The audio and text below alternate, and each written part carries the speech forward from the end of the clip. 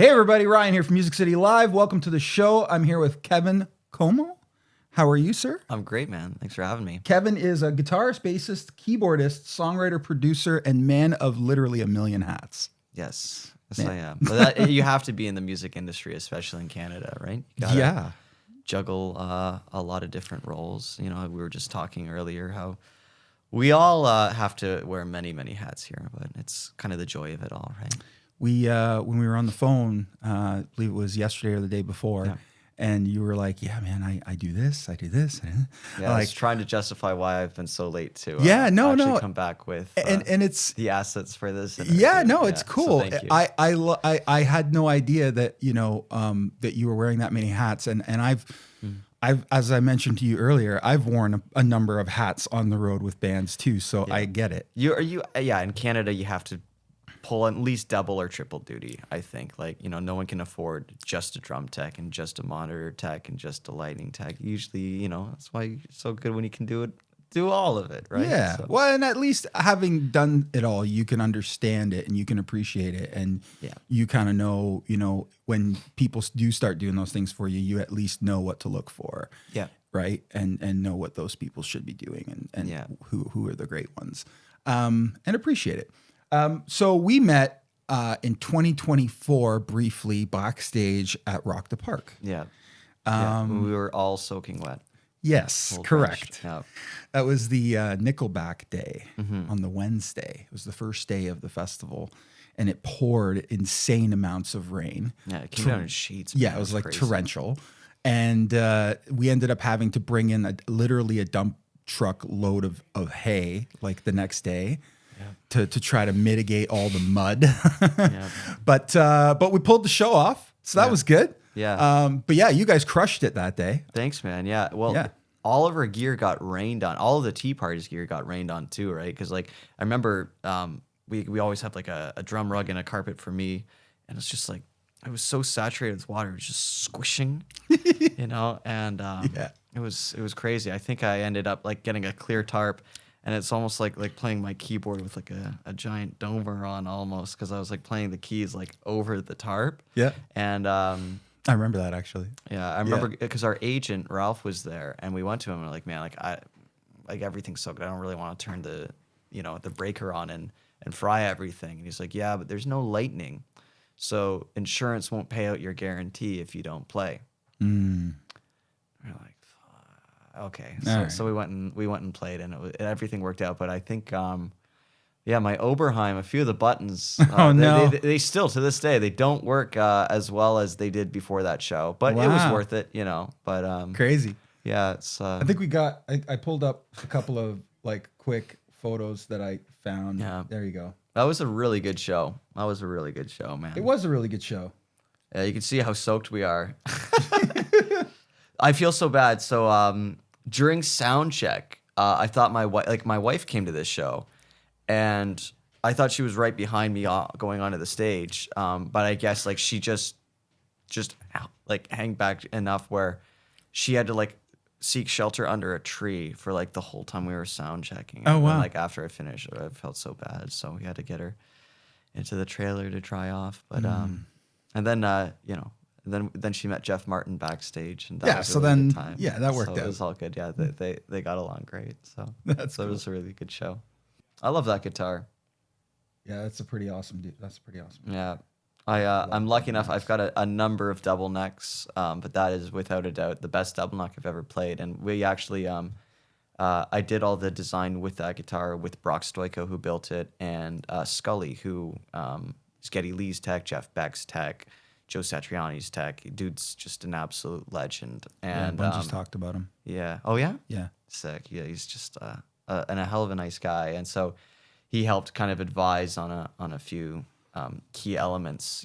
So it's wired TRS. Oh, interesting. And then I have a couple of custom TRS to dual TS breakout boxes, so I can swap necks just with like my left foot as I'm playing tours with my right. Oh, that's amazing. And so I'm sure you see most double neck players, when you switch necks, there's a little switch. You miss a beat, but it's fine when you have a keyboard player or a bass player or another guitar player to add that harmony as you miss that beat to switch necks. I don't have that luxury, so I have to do that to be able to jump between necks without missing a beat. And Hey, I love that guitar. I like that. Yeah, That's man. cool. So yeah, so for people that don't know, Rock the Park is That's a great yeah. So turnout. Rock the Park is a festival here in London, Ontario. It holds about 12 to 14,000 people ish, and that's a kind of a overhead sort of drone photo of it. VIP on the right, general admission on the left, and yeah, That was a sunny day. That definitely wasn't the that day wasn't that we the played. no. That was I think the That next grass day. is too I think green. it's Yeah. the next day, or the year before. But yeah, it's a good festival. We do production for it, and it's one that we're proud of. We do it every year. My brother's the production manager for it, and Nice. yeah, we love doing that show. Get to see I've gotten to see so many cool bands that I grew up listening to or that I worked with over the years when I was on doing shows on the road. So that's been a good festival for us. So, Kevin, where are you from? Where did you grow up? So I was born in Toronto. I grew up in Whitby, and The metropolis of Whitby. the metropolis of Whitby. Yeah. And I was really lucky that schools I went to, both elementary and secondary, had really good music programs. Oh, nice. And when I was 11, I heard "Holiday" by Green Day on the radio, and in the bridge, there's like that great bass breakdown. And Mike Dirnt, fantastic bass player, and that was the first time it really hit me. It's like, I need what is that instrument? Like that makes that amazing low mid thing. It makes my tummy rumble, and I realized it was a bass guitar. And for Christmas, actually I don't think it was Christmas. What was it? I think it was Boxing Day. Like my dad's a guitar player, and he went to Long McQuaid for Boxing Day to get some strings for his Martin. Yeah. And I went with him, and then he took me to the bass room because he just heard all the music that I was really listening to, and he rented me a Squier Bronco bass. Oh, wow. For like a month, and it was like, see if you like it, kind of thing. Mm-hmm. And later Smart. that night, he showed me how to play All Along the Watchtower, which is great, 3-chord song. And then but the deal was I had to learn how to read music if I wanted to keep it. Mm-hmm. And so they my parents bought me like one of those Hal Leonard, like, learn how to read music. Sure. And so the first night I learned how to play Three Blind Mice, which is a 3-note song, and All Along the Watchtower, which is another 3-note song. And ironically, it's kind of like the same chord progression, actually, if you think about it. Yeah, like everything kind of changed, right? Because like up to that point, my biggest passion was I really wanted to become a pilot, and like that was like my obsession when I was like 11 years old. And I was I was looking to join the Air Cadets just so that way because like obviously you can't afford private flight lessons. Sure. But that was really what I wanted to do, because I think there was like some kind of promo thing at the local airport where like you could go up in a Cessna 150 and or a 172, and it just like really hit me. I was like, wow, this is incredible. I want to do this. And that was my obsession until I got a bass. Until you got and then I was like, oh, that kind of like it changed my whole life. Wow.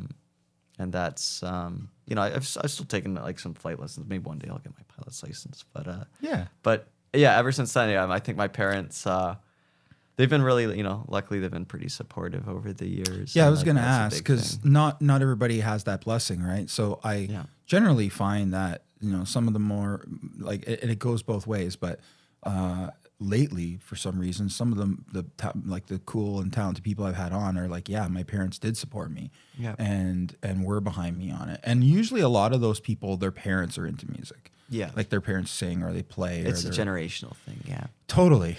So they support it. They still want some of them are still like, hey, you still need something as a backup. Yeah. Oh yeah, like that's any good parent. But, I mean, yeah, like the music industry is crazy. Yep. Yeah, and it's not for the faint of heart, and you really have to love it. But I don't think there's any industry that I'd rather be in, and you kind of have to jump in with both feet if you want to do it for real. And, but the reality is, if you're in the music industry, it's a gig economy. Like everyone I talk to, at any level, you have to wear multiple hats. You have to do multiple things. It's not like you just do one thing year round, right? If you're writing, you have to be working in the studio as a producer or an engineer, or be willing to be a tech as well, or a teacher, and and just keep everything rolling. It's like playing music and playing live shows, especially in 26, is just one small piece of like the whole pie of being able to pay your rent and keep some food on the table. For sure. Yeah. So after you started to learn bass, you mentioned that the schools had some good musical education stuff going on. At what point did you start? Like, what was your first actual show that you played? Like, at what point did that happen? That's a good question. I mean, obviously, like the schools always had like good programs. I played like electric bass in the concert bands or whatever for like the Christmas concerts. And the first show I ever played in high school, I started a band called Quantum Odyssey, and most high school bands, like everyone plays like punk or metal or something maybe like not technically demanding, I think, to start. And of course, like the first band I was in, like we wanted to make progressive rock and play 15-minute suites, and nothing has changed. Nope. That's cool. And it's nice to know, like, I feel like where I'm at now, like I just turned 32 yesterday, and I feel like 14-year-old Kevin would be like, he would approve. And I think like that's something you always need to make sure is like, would my teenage self be stoked to meet me? And I think so at this point. But well, that's amazing, dude. I love that. Thanks, man. And happy birthday, by the way. Thank you. So actually,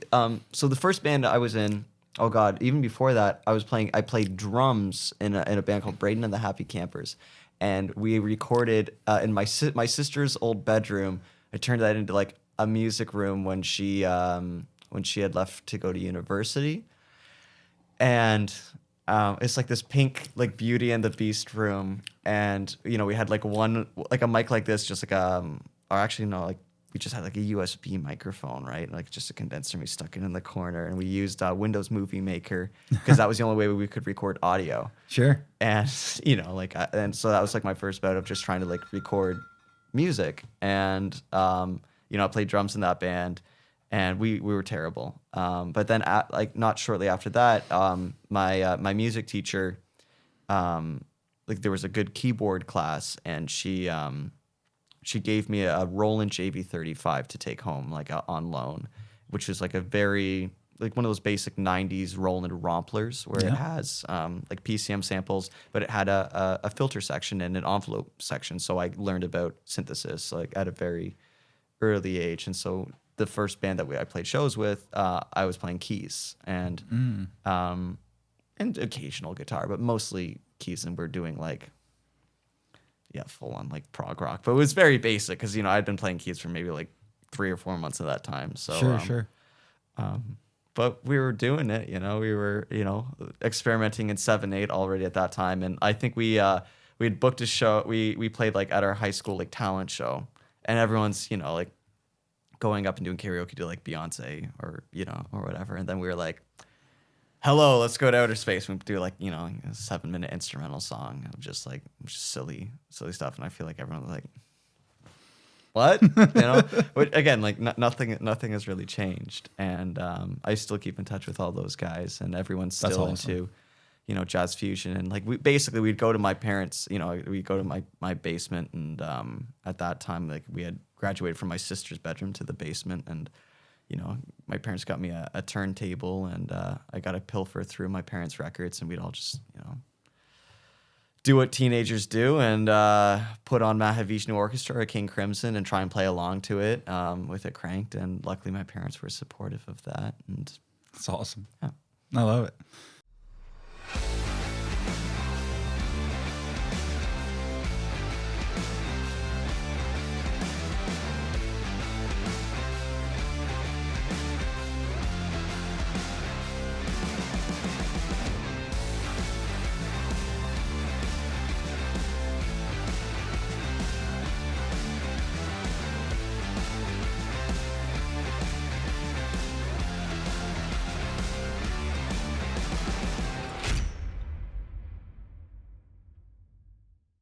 So at what point, because I know you had mentioned to me that when we were talking on the phone that you went to university. Mm-hmm. How did you get there? Like, what was that all about? And you ended up going there for classical music? Yeah, like I went to actually in London, Ontario. I went to Western, at the time, it wasn't Western University, it was the University of Western Ontario. There we go. And I went there because my high school music teacher, Susan Selby, she went there. Okay. And of course, and Garth Hudson went there. Yes, of course. And the band was like, it was really important band to me and my family, where like my dad like knew all those guys, and oh really? Like hung out with them, and Garth actually recorded here downstairs in the studio. Oh wow! Yeah, at one point I got to meet him. Oh, yeah. like man, like they're just really special band, because they are the band, and that was a big reason why I wanted to go there. And so I worked my butt off in high school, and even though I was a goof and big disruptive kid in class, I was still like top of my classes. So that way I got a good scholarship to go to university. And so I picked Western, and I studied classical music and film, and those were like my passions. And it was one of those things, like my parents were like, yeah, we know you want to do music, but you have to go and get yourself a degree. And because my sister is very buttoned down, as I'm like just kind of still floating around doing music. And my sister it works high up in the nonpartisan part of the government, where in Ottawa, and she's done really well for herself, and she's done really good things actually for amazing for the country. And I'm really proud of her and her husband. But that wasn't me. So I went to university, and I really enjoyed it. I really enjoyed, especially the composition class, because I went there to study classical. And the first year, we started learning about like modern classical composers, and like studying John Cage and all of these kind of out there guys. And I realized, like, wait a second, all these classical composers from this period are not so different from like what Frank Zappa was doing in his early days, where it's like that kind of like modern like composition of like using rubber ducks in an orchestra, or playing the bicycle, or like or like how John Cage made music for typewriters. And it's just like that really expanded my sense of music. And then of course like studying classical harmony and understanding like five voice voicing harmony, and understanding how to write with counterpoint. And that has influenced like everything I do in Crownlands to this day, because being one person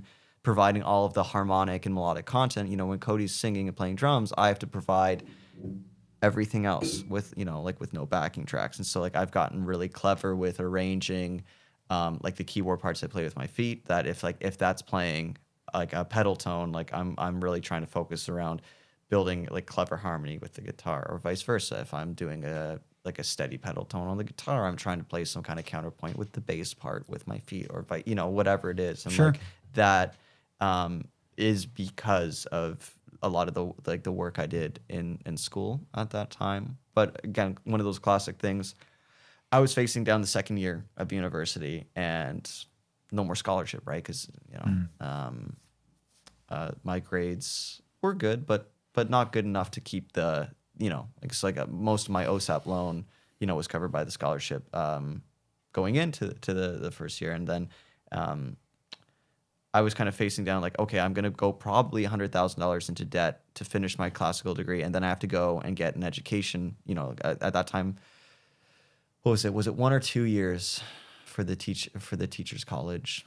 I forget, but I was basically looking. I was like, I'm going to go to school for another 5 or 6 years, and I'm going to come out with probably 6 figures of debt to go and get a job like teaching high school. And that was kind of like the path I was going down. But I kind of had a bit of an existential crisis, because at that time I was listening to probably too much Bob Dylan and reading too much Jack Kerouac. Is there such thing as too much Bob Dylan? Well, maybe, yeah. Well, I don't think so. Okay. But I was really, really really into the beat poets at that time, and that was just for some reason like where my obsession was lying. And I read On the Road and Dharma Bums like a billion times in university, and something kind of just gave. Whereas like that summer, I was originally intending to go back to school, but I just had to take like some time. I realized like I had to kind of live my life before I was going to put myself in a position where I can teach, right? And I realized like you have to like live, have a lived experience, and not just go to school just to go back to school to teach, right? And it's like you can't just do the revolving door within education. And so I bought a backpack, and I hitchhiked to California when I was 19, and that was like, I feel like I can still, to this day quantify my life before and after that experience. And I feel like it was kind of like, it was like my walkabout. It was my my true coming of age moment. And it took me about a month to get down there, and the adventures that I had making my way to California were numerous. And I actually, I'm really glad that I kept a journal at that time. And that's cool. It just feels, I think eventually I'd love to, just to like publish it as like in like some memoirs or something. Yeah. Cool. I feel like we need to get more success for there to be any interest. Right now, 5 people might be into that, but one of them is me. So maybe I want to do that, because like that was such an important part, and it felt like it made my pilgrimage. Because when I got to San Francisco, I went to there's a Jack Kerouac street there, right? And just back in the old in a really sketchy part, they call it like the Tenderloin district of San Francisco, and it's like there's nothing there but like strip clubs now, but they still have the City Lights bookstore where like Allen Ginsberg, wrote all of his works, and Jack Kerouac would hang out there. And that was really, really inspiring for me, because that was what I wanted to do at that time. Wasn't just music, but I really, really wanted to be like a writer kind of thing like that. Wow. And Kerouac still to this day is still my all-time fave. And that was a big reason why 80s Crimson is such an influence to me, because their 81 record Beat it's a concept album built around the Beat poets and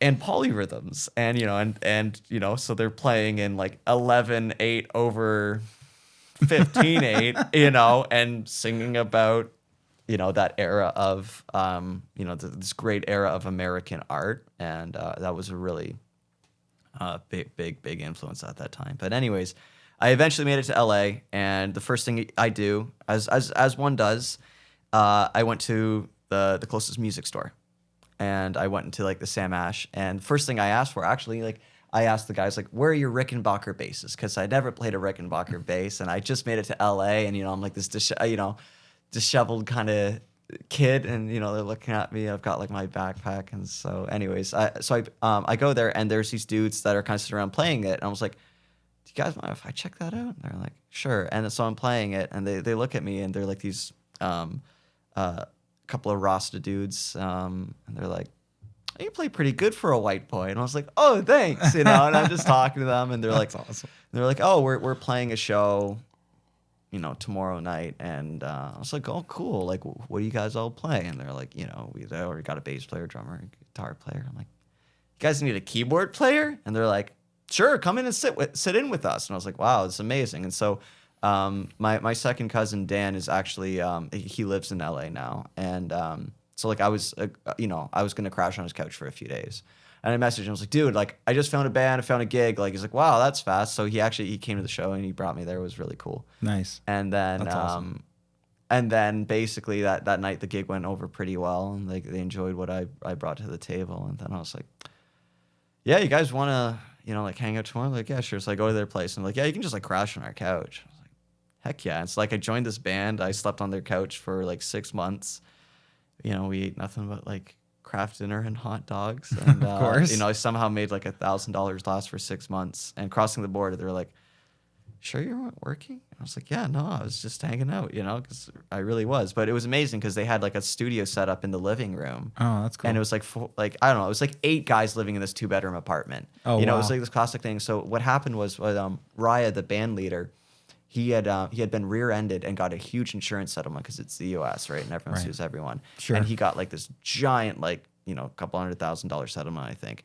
And he was like, they were all in North Carolina, and he was like, I'm bringing my band out to LA. We're gonna get an apartment, and we're just gonna play shows and see if we can make it, kind of thing. And it was just crazy. Amazing that like I kind of met these guys at this time, and I still keep in touch with most of them. Will, the drummer, was like just a huge, just like a brother to me, and we still talk all the time.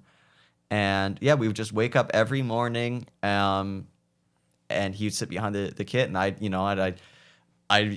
play the bass player's bass, and I'd play the keys and everything, and it was just an absolute like amazing moment because all I did was I just lived and breathed music. I'd say even more doing that than I did in school studying music, and and so like a couple months had come around, and we were playing the Whiskey A Go Go, and we're doing all these gigs around California, And, you know, so I call my parents. I'm like, guys, I'm not coming home for school in September. I'm going to stay out here and see what happens. Right. And they were really, you know, they're like, okay. But basically then like I kind of made an agreement with them. I was like, if I'm not making enough to like live off music by the time I'm 25, I'll go back to school.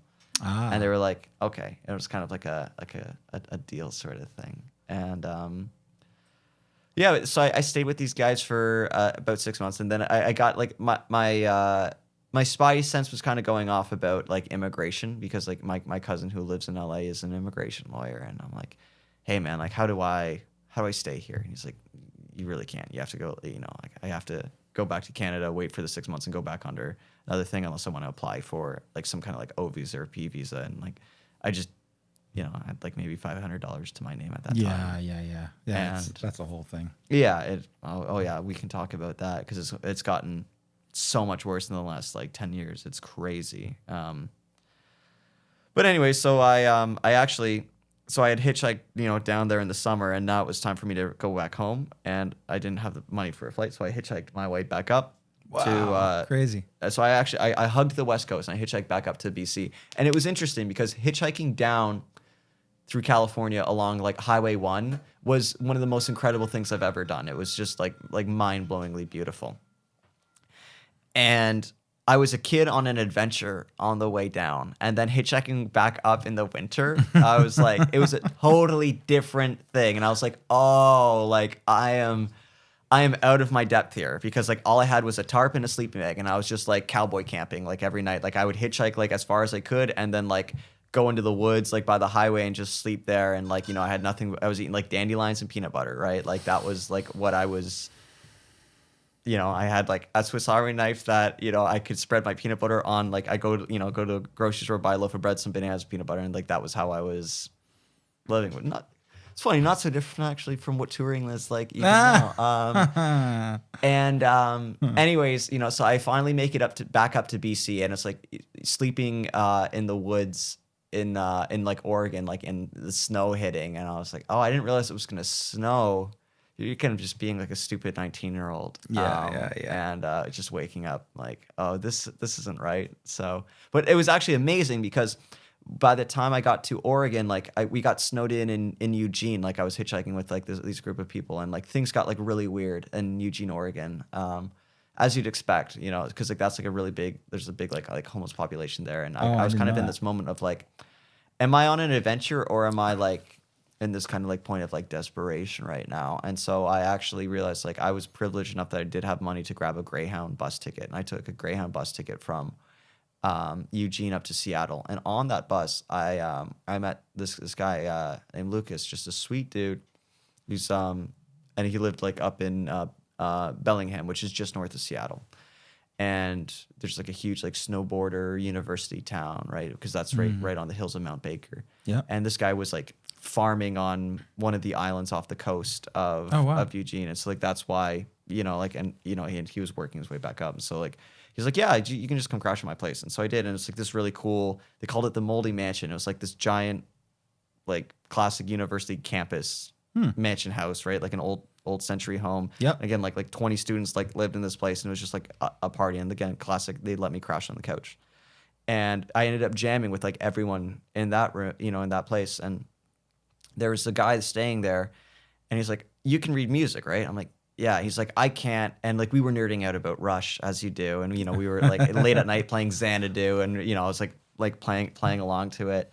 And he's like, "I have, you know, this giant Rush transcription book," and it's like I can't read it because it's there's no tab, it's just the notation. And I was like, I can take it. And so like I actually like all I had was, you know, like a little backpack that I had lived out of for like 6 months at that point. And I ended up taking a ton of my clothes out and just like leaving them so I could fit this book in it. Oh, wow. And like that was how I learned how to play like pretty much like every Rush song, because it was like every song transcribed from like all their first 10 records. Oh, wow. And it was That's wild. It was. And like at that point I didn't really play guitar. I was still very much a bass player and a keyboard player and more of like a writer. And my facilities on guitar is like I still kind of play guitar like a bass player, right? Like bass will always be my first love. So just for context, when is this? This was all when I was 19. Okay. Yeah. And so this is, and that book, like, it comes in very handy because like that was how I got my guitar chops up, was like reading that book and like trying to teach myself all of those Rush songs. And then when it got to BC, I just called it quits at that point because I was like, I'm not making my way across Canada in the winter. Like, making my way in the summer was no problems. Like, you know, I called my parents and they're like, yeah, we found like a cheap flight for a couple $100. We'll fly out for Christmas. And I was like, perfect. So nice. They kind of bailed me out of having to hitchhike across Canada, making my way back. And, you know, and then I connected with all my buddies from my first band. And the guitar player, John, said, he's like, yeah, I'm auditioning for this band tomorrow. Like, this was like the day I got home, right? And like I went to my buddy's place and John said, yeah, he's like, I'm auditioning for this band. I hear they're big Rush fans. And I was like, when is it happening? Where's it happening? And I crashed the audition the next day. Oh, wow. And Cody was playing drums. And I was like, hey, Cody, like, I hear you're a big Rush fan. And I pulled down my pants and mooned everyone because I have the Starman tattooed on my butt. And that was my first impression of Cody. And it literally felt like that scene in Step Bros. Like, did we just become best friends? Like, yup. And it was just like a really great moment. That's amazing. And I love that. And so I ended up picking up the guitar because, you know, I was hanging out, I was just sitting in, and then like we all just started jamming, and like John ended up actually jumping onto keys because he's a fantastic musician as well. And I was playing guitar, and I was playing guitar like a bass, but you know, I started goofing off and playing every Rush song that I just like poured over reading that book, like, you know, for the last, you know, week or so, right? And like that I think really got, like, you know, Cody and I locked in, and it was a really special moment. And I got the gig playing guitar in that band. Oh, wow. And you know, I heard Cody sing at that audition, and I was like, dude, you're a great singer. We should do something like that. And Cody's like, I don't know. I don't really want to sing. And like Dylan, the bass player, was like, I want to be, you know, I'm the singer. And I'm like, okay. You know, like he was a great dude, great bass player, but not a very good singer. And I can say that because I'm not a very good singer. But I knew Cody was like really special. And anyway, so I played in this band for 6 months. And it just kind of got to a point where I'm like, guys, like, we can't do the Blue Oyster Cult thing or the Beatles thing where like if somebody writes a song, they sing it. Like, everybody's writing the songs. It's all good. Just let Cody sing it. Cody should be the singer, you know? And it just wasn't going that way because, you know, Dylan wanted to be the singer. And I was like, you know what? I'm going to remove myself from this situation.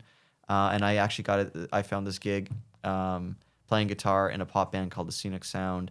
And they were doing this tour across Canada. And this is when I was 20 now. And they were doing this tour across Canada, and it was going to be like 60 shows, and they were playing high schools with this charity, right? Oh, wow. And so, and it was actually an opportunity where it's like I had to set up the PA every day, and it was my first time like really like honing in and doing sound.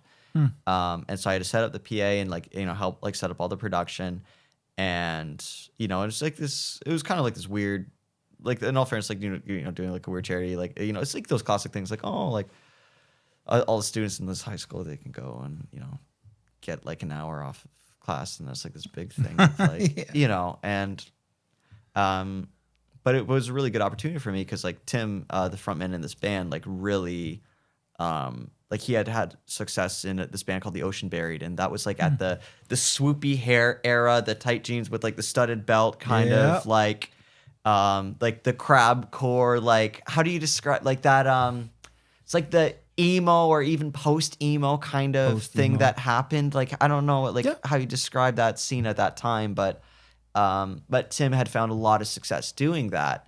And so I had gone from like the absolute extreme of playing like, you know, this wild progressive rock music in these bars playing with like metal bands. We did not belong on any of these bills, right? Like, you know, as you know, like at that time there was no scene for playing that kind of music, especially in Oshawa, right? You know, it's like just like hardcore metal bands and maybe folk bands. Yep. And so we would kind of do like, you know, we would play these all ages venues, like a place called Wasted Space. And that's actually the first place I ever did sound. Oh, wow. It was like this, like it's beautiful art cafe, but the live room was like a closet basically, and like a little Yamaha mixer and a couple of, you know, Yorkville speakers on the sticks, you know, classic like dad PA, active PA, passive, you know, it was like, as it goes, right? But like Yep. that was my first way of like understanding like how am I going to EQ out the feedback because no one's here, and like we got to do it ourselves. And I'm like running back from the desk and going back, and like that was a really really great kind of formative moment. Wow. And then eventually after I finished this tour, like I would come back and like I started working there, and I get like $50 in a panini sandwich. And I thought I was on top of the world, you know, 'cause I was like 20 years old, and I'm like mixing, you know, these shows in front of like 5 people. But like it really, that was a big moment for me. And so, anyways, I toured with this band for like a year across Canada, or was it like 8 months? I guess we had 8 months because it was a whole like school year.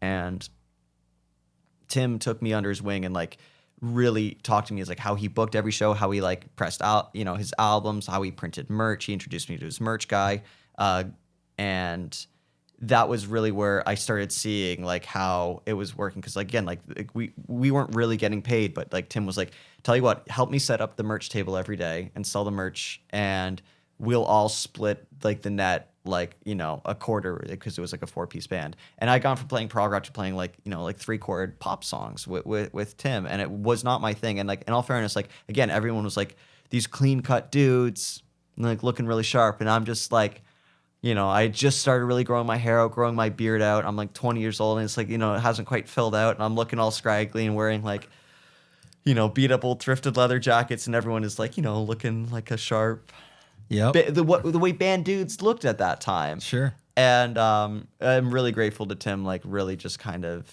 giving me that shot. And but at the end of it all, like you know, because we were playing to a click track, we were playing to backing tracks, and it was just like, that was kind of like, I did that for the year, and I realized like I'm never doing that, you know? And so like I was able to take everything that I learned from him, like how to be a consummate professional, how to book shows, how to book tours, how to, you know, create merch, and how to actually like live in those margins.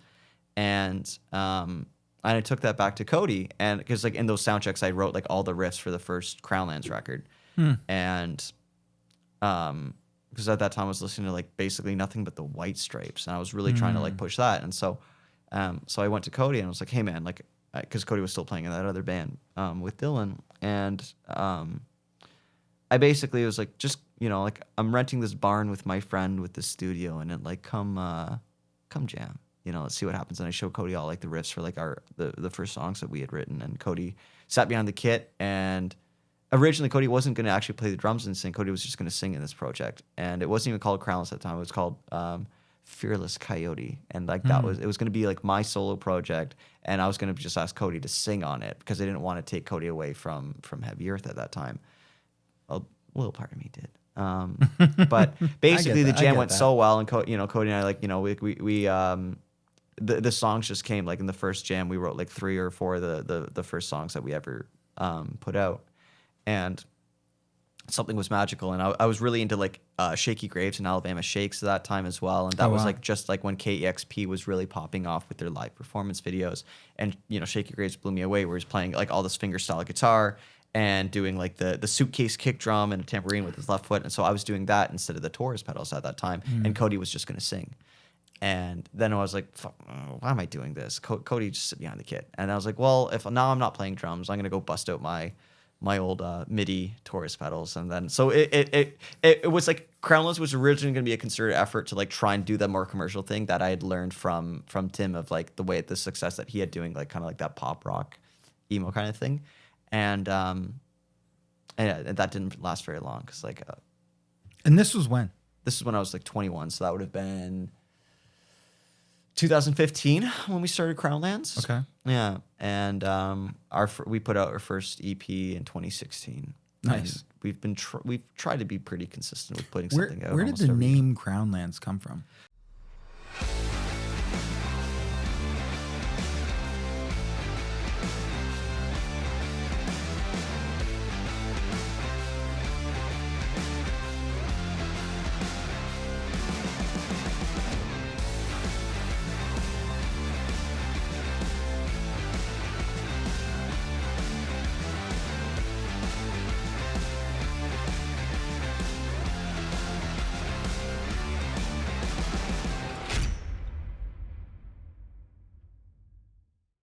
It was interesting. Our friend Evan Ageless, who did our very first photo shoot, you know, for like $20. Nice. Because we were like, we were thinking, oh God, like, because Cody was like, I don't want to do it under Fearless Coyote because I had already released a bunch of like ambient experimental company, kind of like Floydy, noodly stuff under that moniker. Cody's like, hey man, like, I don't want this to be a solo project where I feature, like, I think we should do this, like, 50-50. And I was like, cool. Like, are you down to like drop out of school and do this full time? Are you down to leave the other band? Like, like we have to really commit to this, and that's been like a long journey anyways, because I've always been like full steam ahead, and Cody's always kind of been like, yeah, it's cool, but like, but like there's always been like, I think there's always that like, struggle of like trying to keep everything like locked in. Of course. Absolutely. But so the name Crownlands came from, so Evan suggested it, and I was like, that's really cool, because we were thinking of like, oh God, Thunderfuck was one of the names we were considering. I'm so glad we never did that. Yeah, no doubt. What else? I don't know. There were a couple other options, but Crownlands really stuck. And of course, we went on Wikipedia and we were reading about it, and we were always like, wow, like this is actually like some really heavy stuff. Where I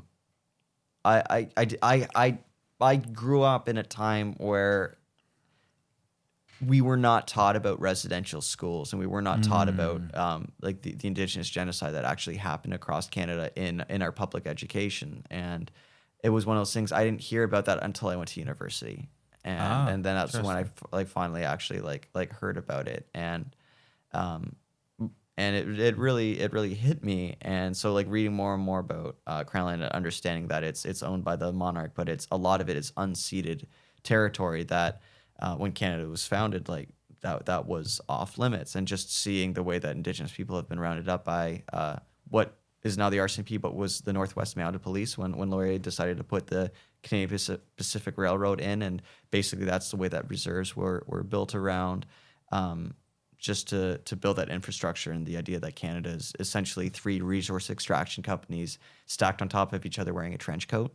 And the idea is that, like we are, it's basically built around, a logging company, an oil extraction company, and now of course like we've got the grocery overlords, and it's kind of grim in a way. And just seeing the way that Indigenous people have been treated is horrifying. And so we decided we really wanted to kind of champion that cause in our music. And Cody, this is like a really kind of complicated thing to talk about, but Cody was raised to believe they were Indigenous, just as Cody's dad was, because Cody's dad didn't know his dad, and Cody's dad was always told his dad was Mi'kmaq. And so Cody was raised as like half Mi'kmaq, and they spent all their time up on Alderville First Nation, because Cody's family grew up in Curtis and would always go up to Alderville, which is by Rice Lake, like just north of like Bootley kind of thing. And they spent a lot of time with Jeff and Debbie Beaver, who are the elders there, and it's really tricky, where it's like a hard thing to navigate. Where a few years ago, Cody did some research into their genealogy and discovered that Cody's ancestry is actually Black Nova Scotian, and like they were escaped slaves from America during the Underground Railroad. And so they're actually like Black people who lived on Mi'kmaq land for over 300 years. And so there's no proof of any of Cody's ancestors being card-carrying Indig. Whereas like the genealogy shows that Cody's actually like more Black than Indigenous. And it's like one of those tricky things where like if you've grown up to like believe that. And so, it was like a really tricky thing a few years ago, because like we built so much of our brand around like trying to champion those causes. And, one of the first successes we had as a band was on our second EP, and we wrote a song called Mountain. And it was kind of like our like Run to the Hills, where it's like kind of like a telling of like the colonization and the horrors of colonization of Canada, and like was something that's actually happened. And that song actually did a lot for us. And then eventually when we got signed to Universal, we that was when I was reading a lot about the Highway of Tears in BC and Thunder Bay, where it's one of the most dangerous places in the world for an Indigenous person. And just like statistically, that's where all of these young Indigenous people have been murdered, missing, and the police. Like recently as well? Yeah. Oh, absolutely. Wow. Yeah. And it's happening every day. And in fact, there's you can actually read about it in the open inquiry into missing and murdered Indigenous women, right? When under the Trudeau administration, they did an entire inquiry into it, because it's a really complicated systemic issue where a lot of the cases of these women who have gone missing on the Highway of Tears, the RCMP like deleted all of the files investigating it, and they came under fire. But of course, like, who watches the Watchmen? Who investigates the RCMP is the RCMP, and you have to look at and the issues like of what our federal government has actually done and continues to do, and we have to, like, you know, I mean, even looking at Wet'suwet'en, right, where it's unceded territory, and the RCMP is acting as a privatized military force for an oil extraction company and bulldozing people's houses to open up a pipeline. Like, it isn't right, and it's something that we've always tried to raise awareness of in our music. Wow. And it was a really tricky thing a couple of years ago, because that was right when Buffy St. Marie with the Pretendian issue came out. I remember and we came into the firing line with a lot of these activists, and it was like a crazy moment, because we realized, like, we have spent the last like 6 years of our lives like trying to make sure that, you know, like we're doing the right thing, and like trying to, like, you know, raise awareness and bring that to the center of a conversation, and then like a large group of Indigenous people come saying like, oh, you're actually doing damage to the community, you know, because Cody, you know, because of like realization that that, you know. Right. And just realized, like, you know, can we talk about this if, like, I'm coming at the angle of as, like, you know, as a white Jewish man, and Cody coming at it as someone who was raised to believe they're Indigenous, and then as, like, come to terms with the fact that they are still a person of color. But and it's like a really complicated thing, and it's just like, you know, the idea of like intersectionality of identity, and like, are you your blood quantum, or are you your upbringing? Are you your lived experiences, or, you know? And because the idea is that, you know, if you look at the intergenerational trauma and suffering of Indigenous people, where, you know, residential schools are still a very recent thing, and I think like trauma does like live on through DNA, and you have to like recognize like what that's done to people in this country. Absolutely. And you have to like make sure that, you know, you're reflecting on that. And so like that was like a really difficult time. Definitely. And still is something that like I think like we still like are always continuously dealing with, and like, you know, all of our Indigenous friends, like we try and make sure that, like, you know, we are doing the right thing, because being called Crown Lands can be kind of a controversial thing, you know, because like Crown Land is, again, it's a very there is a lot of baggage in that name, and but I think like we've kept it just to make sure that we are staying true to ourselves and our beliefs, and the idea that we do want to do good and make change with our music. That's what I was going to say. Like, you know, I think having learned what you learned about Cody's background and all that, I think doesn't change the fact that you want to be on the right side of history. Yeah. In your beliefs, and your beliefs are valid 100% and real, and all that stuff is absolutely real, and it is recent, and it does matter, and everybody should know about it, and we should have known about it in school. Yeah. But and I think it's finally actually being talked about. Yeah, we're there now. Yeah, which is great. Like, but like 10, 11 years ago when we started this band, it wasn't. It wasn't. It wasn't. Definitely not. No, for sure not. And like when the residential school thing started to get talked about, you know, more very recently, you know, that's when I learned about it. I didn't realize, you know, I mean, I had no idea. And I mean, my mom grew up very close to a reserve up north. Yeah. And, you know, I'd grown up since I was literally born going up there and, you know, fishing off the reserve. And like, I have, you know, a pile of, you know, Indigenous friends, and I had no idea.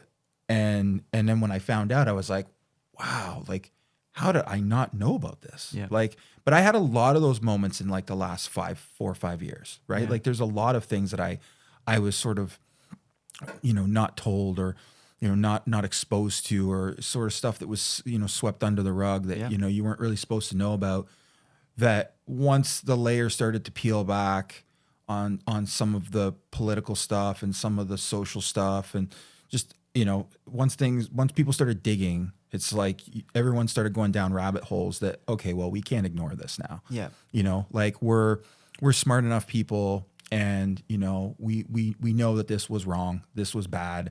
All these things are bad. We need to do something about it. Yeah. Ironically, Canadians are, really nice people. So sometimes we're not maybe as like, like, how can I put this? We're not as apt to start doing like mass protests and things like that, right? Yeah, like I feel like, but there's like Canada's weird where there's like a politeness, like the pursed lip smile, like holding the door open for everyone. But there is like a certain kind of like there's like a coldness that like that's hiding under that though. Oh, right? for sure. And I think Germany has done a really good job of bouncing back from the atrocities that they did, in World War II. I agree. And the way that they have treated the Holocaust and like owning up to it and making sure that it doesn't happen again. I think Canada could learn a lot from that. We're and like we're I on think that they're journey, on that. I I think they are on that path of like we're on that journey of reconciliation. But it's a tricky thing because like again, I'm coming at this from someone who hasn't experienced it. But I have to, because like I had family that survived the Holocaust and here, right, like my mom's side of my family is Polish Jewish, and my dad's side is Acadian, and they've been here for hundreds and hundreds of years, and it's a tricky thing where like if I look at it generationally, I'm sure like my great father on that side, like they were Acadians, so like eventually there's luckily they weren't like English colonizers, but like there's definitely there's some tricky stuff in Canadian history books there, And I agree with you. I do think that there's some sort of, DNA, passing of energy through DNA. Yeah. I agree with that. You mentioned that Definitely. earlier, and I think that's part of it. So yeah, and again, like also it's again with Cody's identity, it's so tricky because like, what happens when two groups of people live together for 300 years? They get together. They make babies, and then census reports get, maybe slip through the cracks because at that time, if you wrote down that you were Indigenous, like, and you get rounded up on a reserve, like you probably do a lot of things to avoid that. And so I really can't, you can't really trust a lot of those old records. So it is hard to say, like,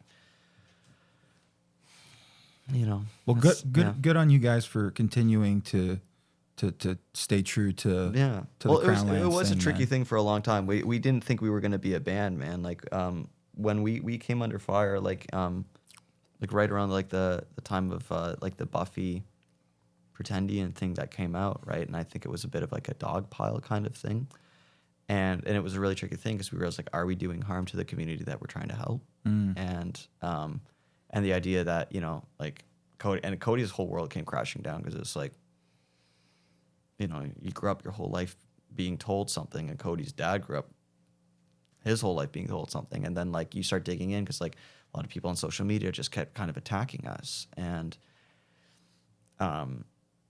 we did all this work, and we're like, oh, can we even continue as a band?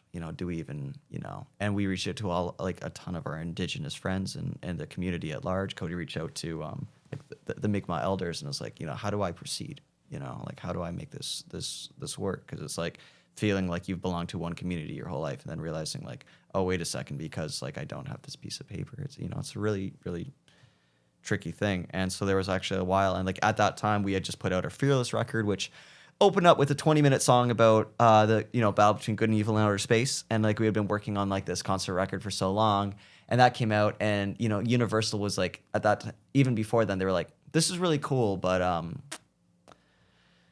it's probably your last record with us because you're not streaming, you're not making money. And at that time, they had dropped the Beaches for not streaming enough. And this was right before Blame Brett blew up, right? And basically, us and the Beaches, I think, were the last two rock bands Universal Canada ever signed. And now they only work with solo artists because it's just too complicated dealing with the margins of bands. Right?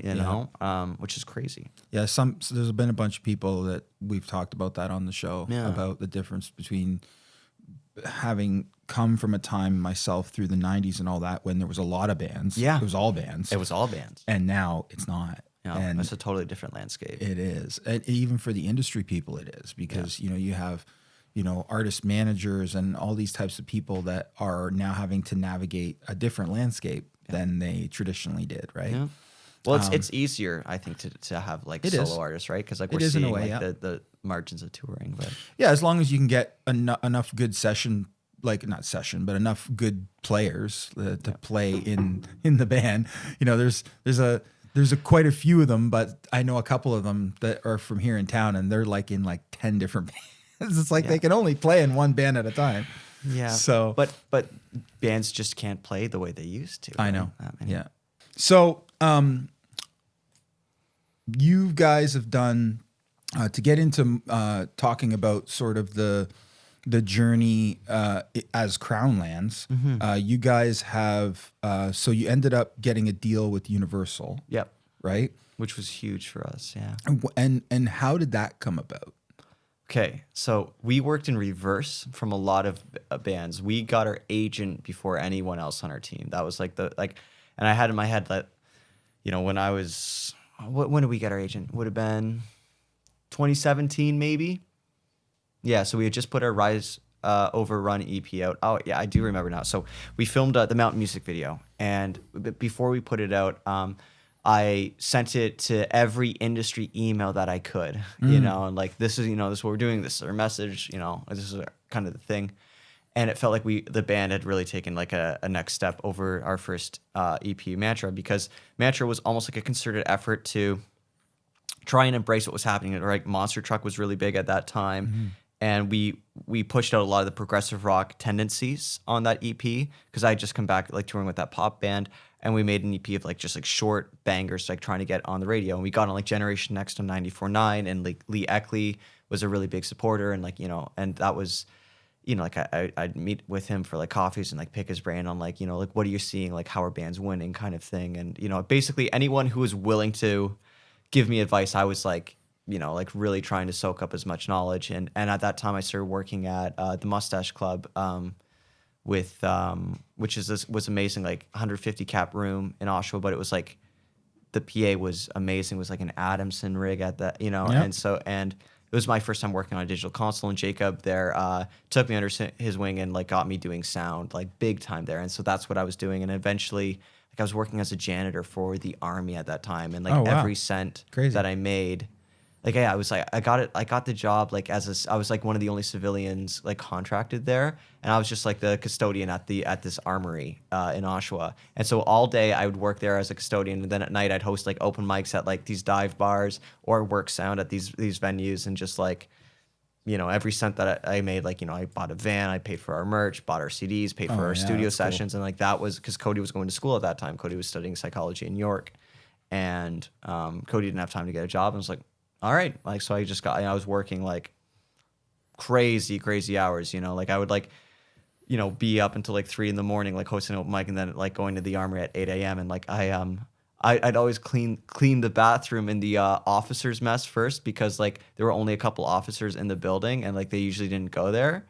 And so, oh no, it was the sergeant's mess. And then there was a little nook in the window, and I would just crawl into this little nook and like take a nap. Just to recover, you know, for like an hour or something, to deal with the fact that I wasn't sleeping. I didn't sleep for like 2 or 3 years, like at the beginning of Crownlands, just because I was like, that's crazy. I was just working so much, you know, again, just doing what it took to afford to buy a band van to go on tour, and afford to buy merch, and like, you know, it was but I'm glad I did it, you know. And you know, it's funny, like life isn't that different now. I'm still, you know, doing a lot, but luckily now. But now the other gigs I do, like, you know, like I'll teach music. I can teach music at a Montessori school a few days a week, and, you know, teach private lessons, and I still do sound gigs, you know, and I'll mix monitors in the summer with a production company, and doing like Jazz Fest and Afro Fest, and cool. As it goes, man, you know. So having being signed to a major, right? Yeah. Versus, sorry. No, that's okay. Being signed to a major versus like, because I know at one point, and we'll get into that, but at one point you left Universal, and then you got re-signed under another label, which Inside Out. Yeah. Inside Out. So what's sort of your take on the difference between being on a major and then being on an independent? Great question. I'll try to actually answer your question this time instead of going on a tangent. That's okay. It's cool. So when we got signed to Universal, yeah, like it was a completely different world. So it's really hard to compare, because we got signed to Universal at the end of 2018. And basically what happened was, so we put out Rise of a Run. We had the Mantra music video. We got, we sent it to Ralph James, who, you know, is like a legendary agent, still is, right? Yeah, you know, still and is.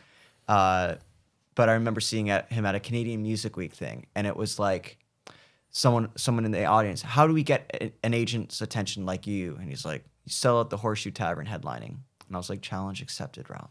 I love that. That's great. And actually, but just right before that, we got an opportunity to open up for Palais Royale, which is like this. They were this great band at the time, and Ralph was their agent. And we got this gig. We were getting paid like $50 to open up for them. And I was like, we got to do it at Sneaky D's. And Ralph was there, and he was really impressed. And and then I sent him the music video for Mountain. And basically, he's like, I'm your agent, but book the Horseshoe, and we'll see what happens, kind of thing, right? And that was like the test. And so that was at the end of 2017, or was it right at the beginning of 2018? And we did a co-headliner gig with who was it? Was it Last Bullet? I forget. I think it was this band that like had a bit of success, and I was really trying to be technical with it, where, you know, because Craig Lasky was booking the shoe at that time too, and it was one of those like really high pressure things in the Toronto scene where like if you book the shoe and you co-headline it, you better sell it out, otherwise you're not getting asked back. You know, and it's like a lot of that pressure, and it's like you better sell it out, because otherwise like Ralph's not going to be down, because it's one of those things. It still is, right? Like, that is the litmus test of like, how do you get an agent's attention? Sell 500 tickets in your hometown, right? And so we worked our butts off, and we did it, and it was an amazing time. And Joel from Dine Alone was at the show, right? Oh, and, wow. and so he manages Alexis on Fire, and like another huge hero of ours. Yeah. And that was like a really, really exciting moment. It felt like something was really happening. And so, you know, Ralph was he was our agent, and we were thinking about signing a Dine Alone. But Ralph was like, before he signed a Dine Alone, because it was going to be one of those all-encompassing deals, they were going to manage us and be our label, which is kind of a tricky thing, because the manager's job is to go and beat up the label and make sure they're doing their job. Yeah. And the label's job is to make sure that like the manager is going to the band and making sure everything's communicated. So if it's an all-in-one deal, you know, Ralph was like, before you do that, I've got a friend like Oliver Mitchell. He lives in LA. You know, he's an Englishman. I'm like, ooh, you know.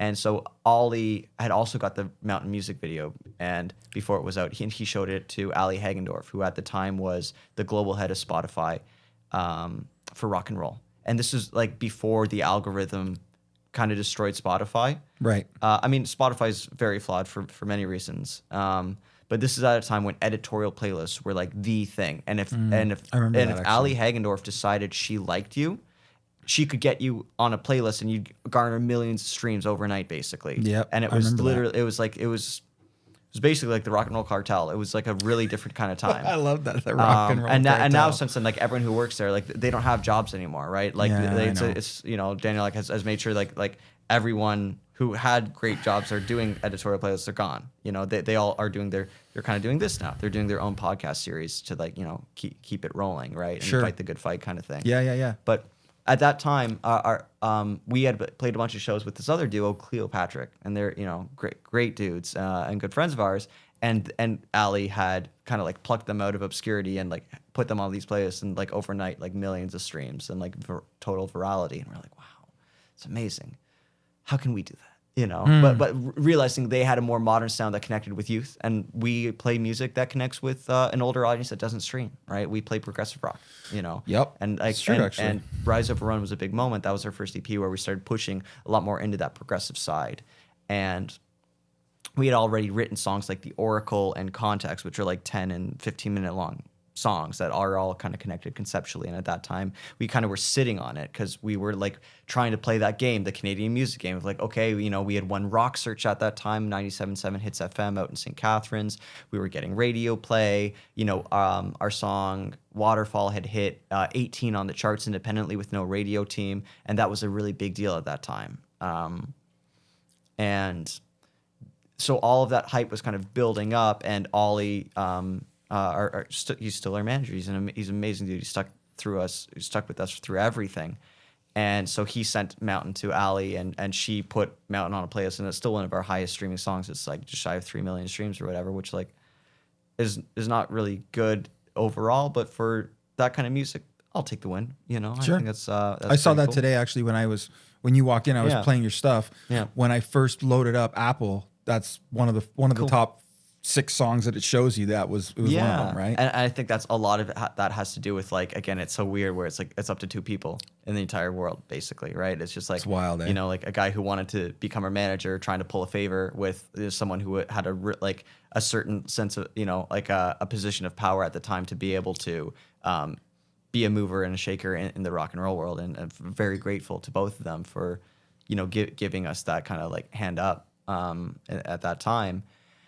And so obviously through that, like, we ended up signing with Ollie, and it was kind of like a crazy situation because Ollie had used to work with Dynalone, and I don't think like him and Joel had left on the best of terms at that time. And so it was a kind of a contentious point because it felt like it was one of the first times I really had to have a difficult conversation in the industry where I had to let down a label that was courting us for a management and label deal, and say, hey, we're actually signing with a manager who, you know, like, you know, who you've got history with. Yeah. And it was a really difficult thing, and it felt like ever since, you know, we're all good now, you know. But yeah, like, that's good. Like, it's, yeah, but that was like, you know, a crazy thing, and so, you know, I told Ollie, it's like, you know, like, this is the plan we want to do, and it was going down a certain direction, and then we did a Canadian Music Week gig with Monster Truck, who Ollie had also managed at that time too, and at that time Monster Truck was doing an enhanced distribution deal because they were still signed with Dynalone, but they were distributed by Universal.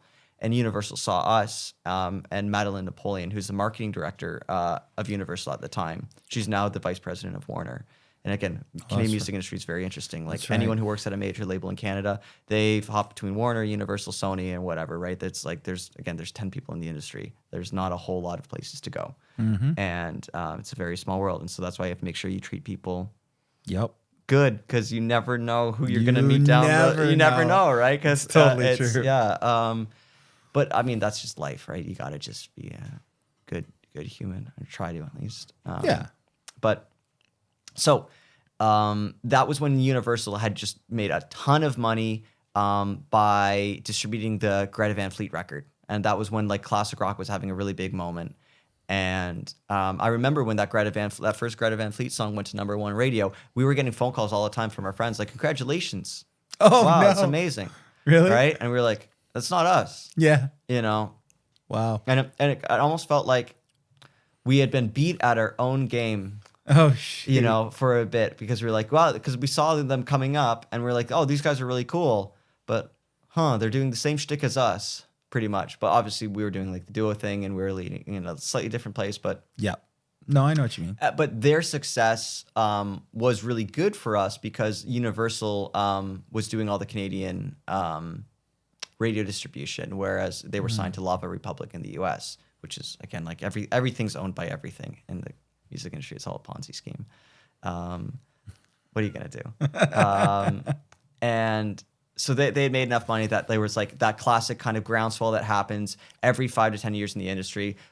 Band breaks out, major labels sign half a dozen bands that might look or sound similar, either with the intent of shelving them to avoid competition or trying to roll the dice and say, hey, we had a lightning in a bottle moment. Can we repeat it? Can the rising tide raise all the ships? Can we make this happen? And so we got signed to like an old school record deal. We got this huge advance, which we spent all on this really expensive record that we made down in Nashville with Dave Cobb. And it was an amazing experience. But like within 6 months, we went from being like, you know, broke, and we had opened up a line of credit to buy our first band, like a really nice band van, because my Honda Odyssey, which I bought from my friend's mom, like had died from touring so much, and we bought ourselves a Ford Econoline E350, and we're a real band now. We got a real band, you know.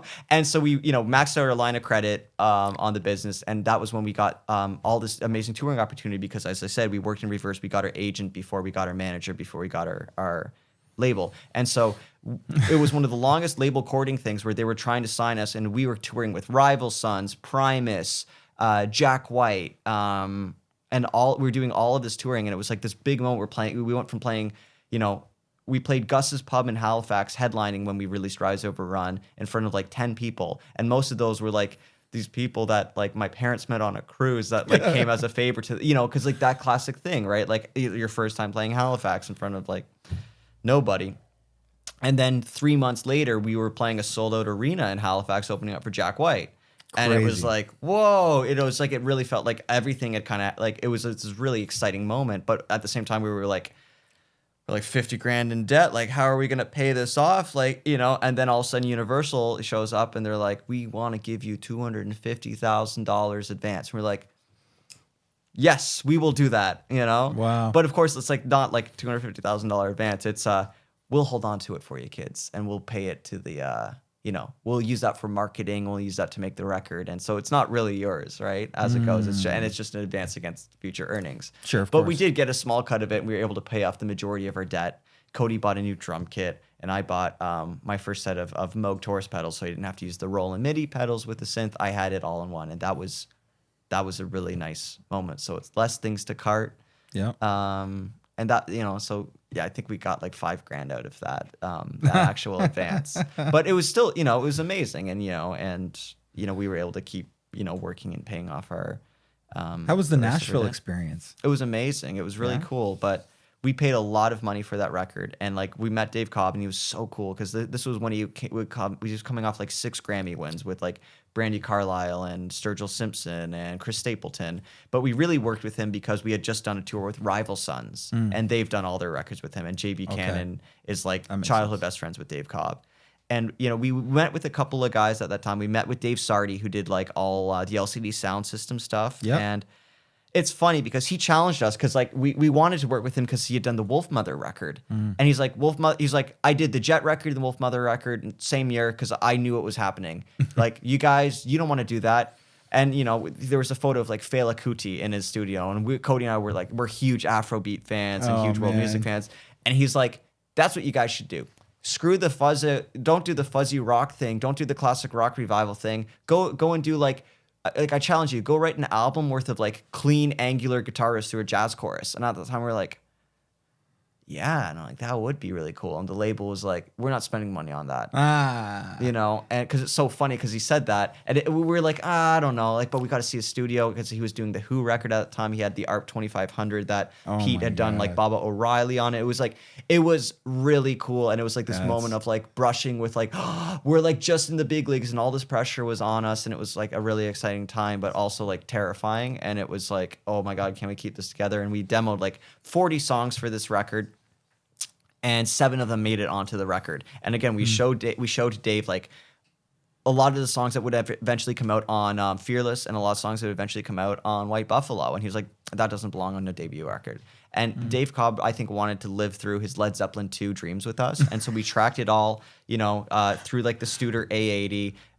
He had this amazing API console. We tried to do everything live off the floor to tape with minimal overdubs, no click tracks, like get the second or third take. And like, it was a scary moment because like, I don't believe in pre-pro. And so we went down and blew like $250,000 on this record with this guy where, you know, he walks in that day and he's like, what song you want to do? Okay, listen to demos. Okay, I don't want to listen to it more. Go and play it.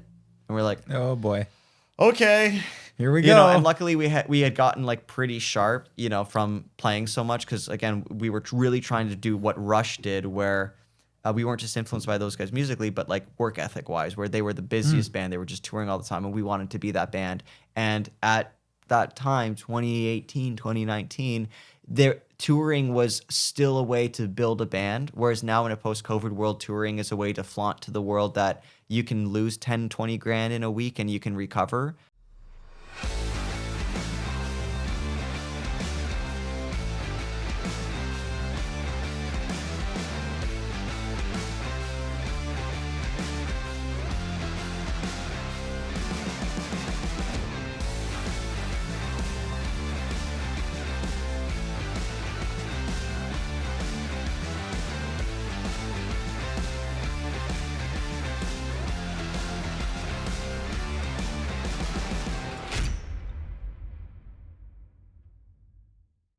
And it's like, touring is no longer like it used to be. You don't make money selling records, guys. You got to tour and sell the merch. Nowadays, it's like you don't make money touring or selling merch. You make money going viral online and like getting ad revenue from like your YouTube views. Interesting. Right? It's such a different world. And it's like the world that, you know, like the world that I was coming up in 2017 through 2020 until everything ended in COVID. Like everyone was like, it's a different world from the 70s, bro. But like the world that we're in now is more significantly different from the world of 2019 of the music industry than I think 2019 was even to the 70s. I like would it agree is with you. like it is so different. I agree with you definitely. And we're just struggling to find our footing as everyone is, right? And you don't know like what kind of sticks, but like right now we're in the middle of a headline tour doing like an evening with, they're doing 3-hour shows in these soft seat like 500 cap theaters, and I think it's the best tour we've ever done. And we've toured with Kiss playing in arenas, playing in front of 20,000 people a night, but you're only playing in front of those people for half an hour.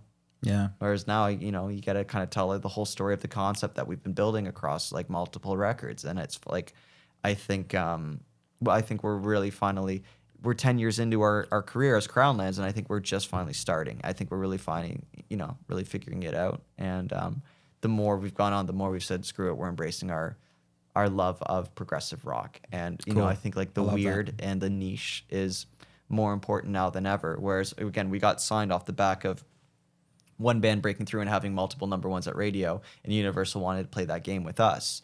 And that's why we went down to Nashville and made that record with Dave. And just as, we had like a 40-date European tour booked with Larkin Poe, we had all this US touring planned.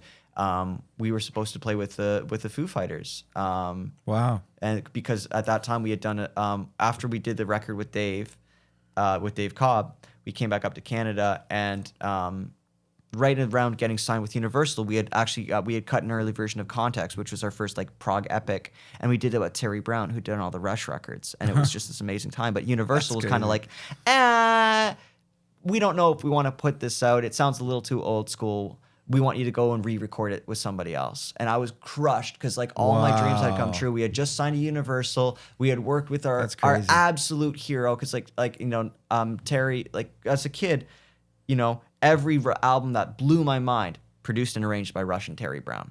That was on the back of every album cover. And like I remember at, when I was 16, I was going to a flea market every Sunday buying, because this was before record stores really became a thing again, right? And I would go to this flea market and they knew me as a weird prog kid. And, all of these guys would just be like, yo, you got to buy this Rush album, this Yes album, this Genesis album, this Gentle Giant record, whatever. And so I just built my prog collection like that. And every album, was produced and arranged by Rush and Terry Brown. And so when we met Terry, it was like this amazing moment, and it like crushed me, like, where it's like my dreams have come true. I've been signed to this label. I'm working with my hero. And then they turn around, they're like, you got to re-record it. It doesn't sound modern enough. Doesn't work. Wow, that's wild. And I had to have that conversation with Terry, and it was really tough. But like we've made so many albums with Terry now, it's like he's the best. I love that guy so much. And again, it's just like the music industry, like, and because even then, like that was right before we signed with Universal, and we told him that. He's like, don't do it. Fuck the labels, and it's so funny because even at his age, he's still got that fire in his eyes, and you can tell like why Rush was like fighting the good fight. I think Terry was like the older brother to them, like really kind of like goading them on, because that guy's just worked with everyone, right?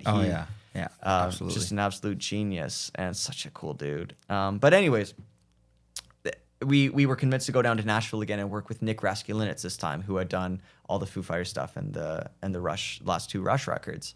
And so we re-recorded Context with him, and we kept a couple of things that we did with Terry in the final version. And then we wrote, actually on the spot, we wrote Right Way Back as a tribute to Neil Peart, because on our way down to Nashville, we got news that Neil Peart had died. Wow. And we were crushed, and we just obviously assumed that like, Nick was going to, obviously the session was canceled, and Nick sent us a message and was like, no, you guys got to carry the torch. It's you. And like after working with this Grammy Award winning producer and Dave Cobb, where we had shown him those songs, those progressive songs, like, nah, you don't want to do that. I want to lean into like the more like commercial Zeppelin kind of side of the things. And then to hear like the opposite from Nick, where it's like, you guys need to carry the torch. You guys, this is really special. Wow. And so we went down there and we recorded with, like Neil had given Nick one of his kits, one of these old DW kits. And so we used that kit to record. And it just felt like just a really like... Oh, that's magic, man. It really was. But it was so crazy. heavy because we were just like... Yeah. Like crying like all the time and like listening to nothing but Rush and like playing every Rush riff like in the control room and jamming with Nick. And it was like really special. And that was the moment I think we became... like that was like, oh shit, we're doing this. And Sean, the A&R guy at Universal, was so this is getting back to finally answering your question, the difference between Universal and Inside Out. Sean Marino is our A&R guy at Universal, and I love that guy, but he's the only one in the entire label that actually plays music and actually listens to music. Everyone else, like, dude, like we would like have like, again, like our tribute to Neil is called Right Way Back. And I remember after Mads, who had got us signed, who was our marketing director, after she had left, because again, like classic politics, like gets a better offer, has to leave to Warner, blah, blah, blah.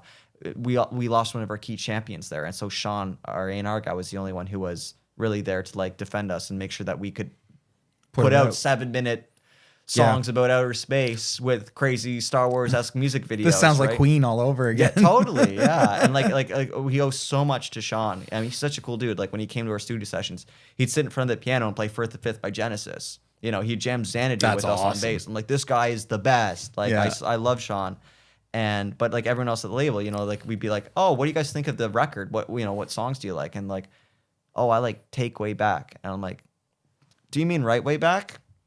You know, they're like, oh yeah. It's like what do you mean? Like you're marketing our records and you're not even like you don't know the name of it. Yeah, and I was just like, ouch. Yeah, like it was crazy. But yeah, Sean was the best, and Andy, our creative director, was a great dude too. And so like I can't fault like anyone, because like a lot of the culture at a major label is like working in an office, plus with the bonus that you might get some free Taylor Swift tickets every now and then. Sure.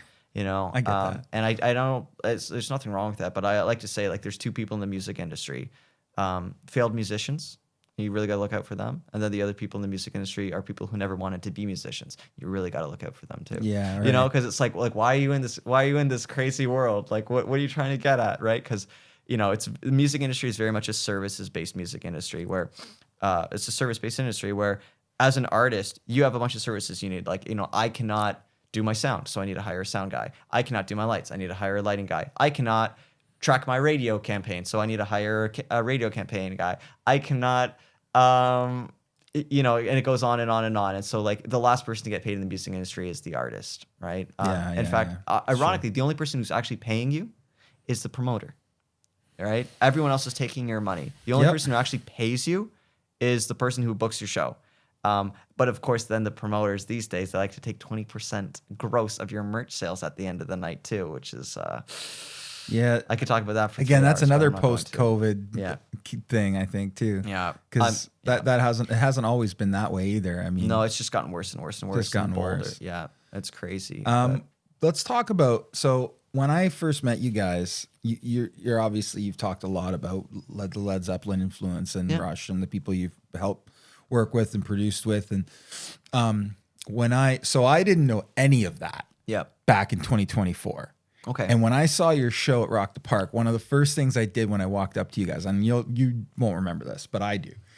As I walked up to you guys and I said, hey man, you guys were amazing. Because you know, I hadn't seen you guys live yet at that point. I'd seen all your stuff online, but I hadn't seen you guys live. And I'm a lighting guy. This is what I did, right? Yeah. So and it's funny because, you know, shout out to Gordy Johnson. Gordy Johnson. I love Gordy. Gordy, that was Gordy's amp there behind you. Anyway, so I did lights a number of times for Big Sugar, a whole pile of times.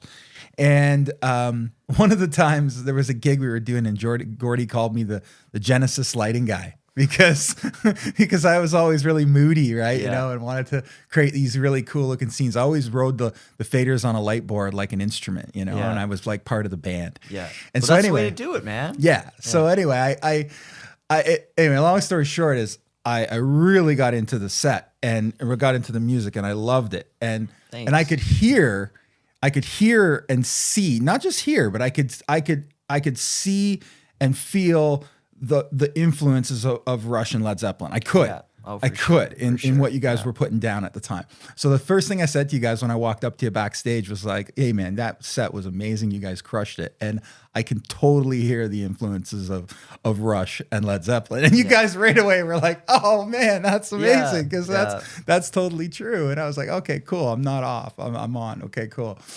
And so aside from those influences, is there any other sort of influences that, you know, you would say, we'll talk about songwriting now. Mm-hmm. Is there any sort of other artists that you would say that maybe are not something that people would normally know about or think about that have influenced you guys in terms of songwriting? Yeah, I mean, yeah, definitely. Obviously, like the two big ones are always gonna be like, yeah, Rush, Zeppelin. I'd say Pink Floyd, yes, Genesis, King Crimson are like really big ones. But like for me, yeah, like I mean, like Paul Simon is a huge influence for lyrics. That's cool. Dylan, obviously. I think Cody's like really into Jeff Buckley.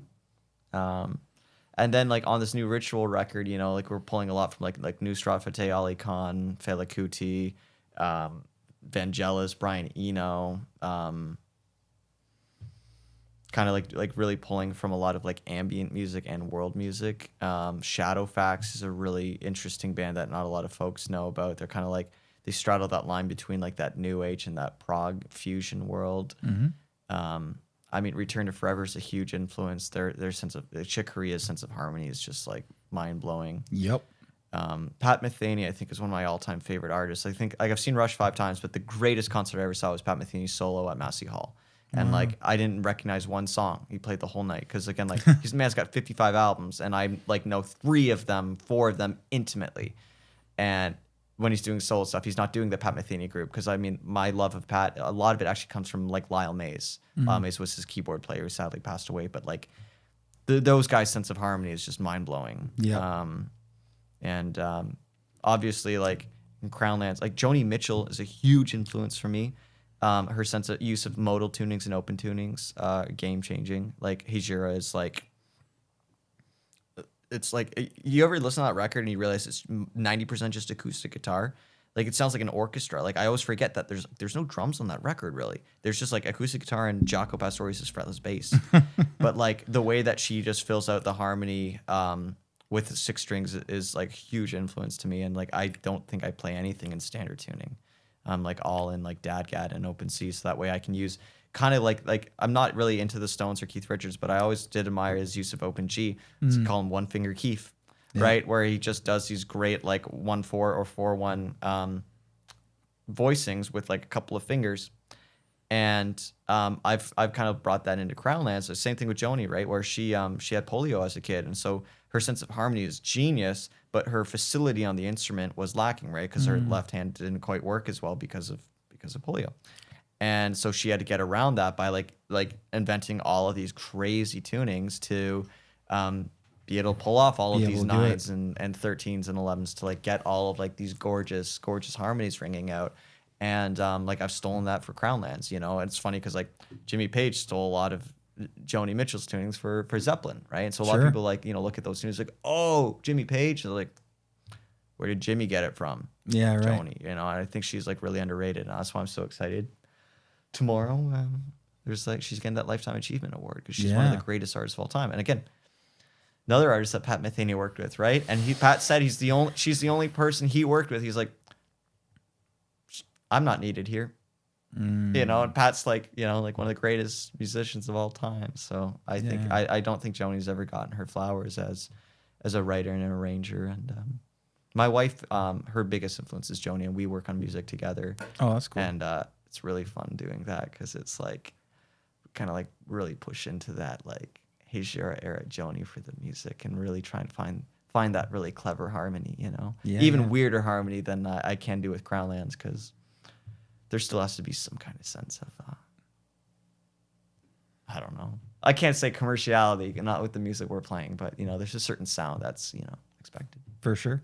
How do you, so obviously you've embraced the whole prog rock thing now. Yeah. How do you sort of maintain that classic sound while sort of trying to push forward with, you know, some sort of originality of your own? I mean, I think the Fearless record with Context and Starlifter are so obvious send-ups to our love of Rush. And I think all of like, you know, like the way that people have embraced it. It's like, oh, I love you guys because you sound like Rush versus, oh, I don't like you guys because you sound too much like Rush. And we're like, whatever. Like, that's just what comes out of us naturally because like, Cody and I are just trying to make each other laugh in the rehearsal room. You know, like when we toured with Primus, that was what Les and Larry said. Like the way they wrote every Primus riff is like literally just trying to make each other laugh. And I feel like that's like all we're doing in the studio too. It's like, oh, like it's kind of like a big joke. Like it's like, you know, an inside joke. Can we make each other like our eyebrows go up? Like, oh shit, what's that? You know, what time signature is this? You know, answer most. You can see some of that energy on stage too. Yeah, actually. Just like kind of goofy. Yeah, we try not to take ourselves too seriously. Like, yeah, I've seen that with you guys on stage. Like especially like with this new show, man. We have a song called "Through the Looking Glass," and it's about the Dragon Riders of Karagon, which is like this universe that we've built. And so this is like their victory against the snow demons like thousands of years before the arrival of the Syndicate. And it's basically these like proud dragon riding people that have ruled over this planet for like thousands of years. But like as soon as like this evil empire shows up with their starships, like dragons are gonna put up a good fight, but not gonna last too long, right? And so this is that song's like kind of about like their victories before the arrival of this evil syndicate that, you know, is destroying planets in the name of greed and profit, which is thinly veiled metaphor for everything that's happening in the world right now. But on stage right now, we have our guitar tech come out in a dragon costume, and then like in the bridge, like we slay him and everything. That's so good. It's so fun. But it's like, you know, our manager's like, I don't know about that. You know, it's the first time we've like actually had a disagreement with Ollie in forever, where he's like, I don't know, guys. I'm like, no, like trust me, because like it makes me laugh every time, and like we wear in-ears so that way we can like lock in and everything. Like again, like no clicks, no tracks, but it's just it's nice to have a quieter stage.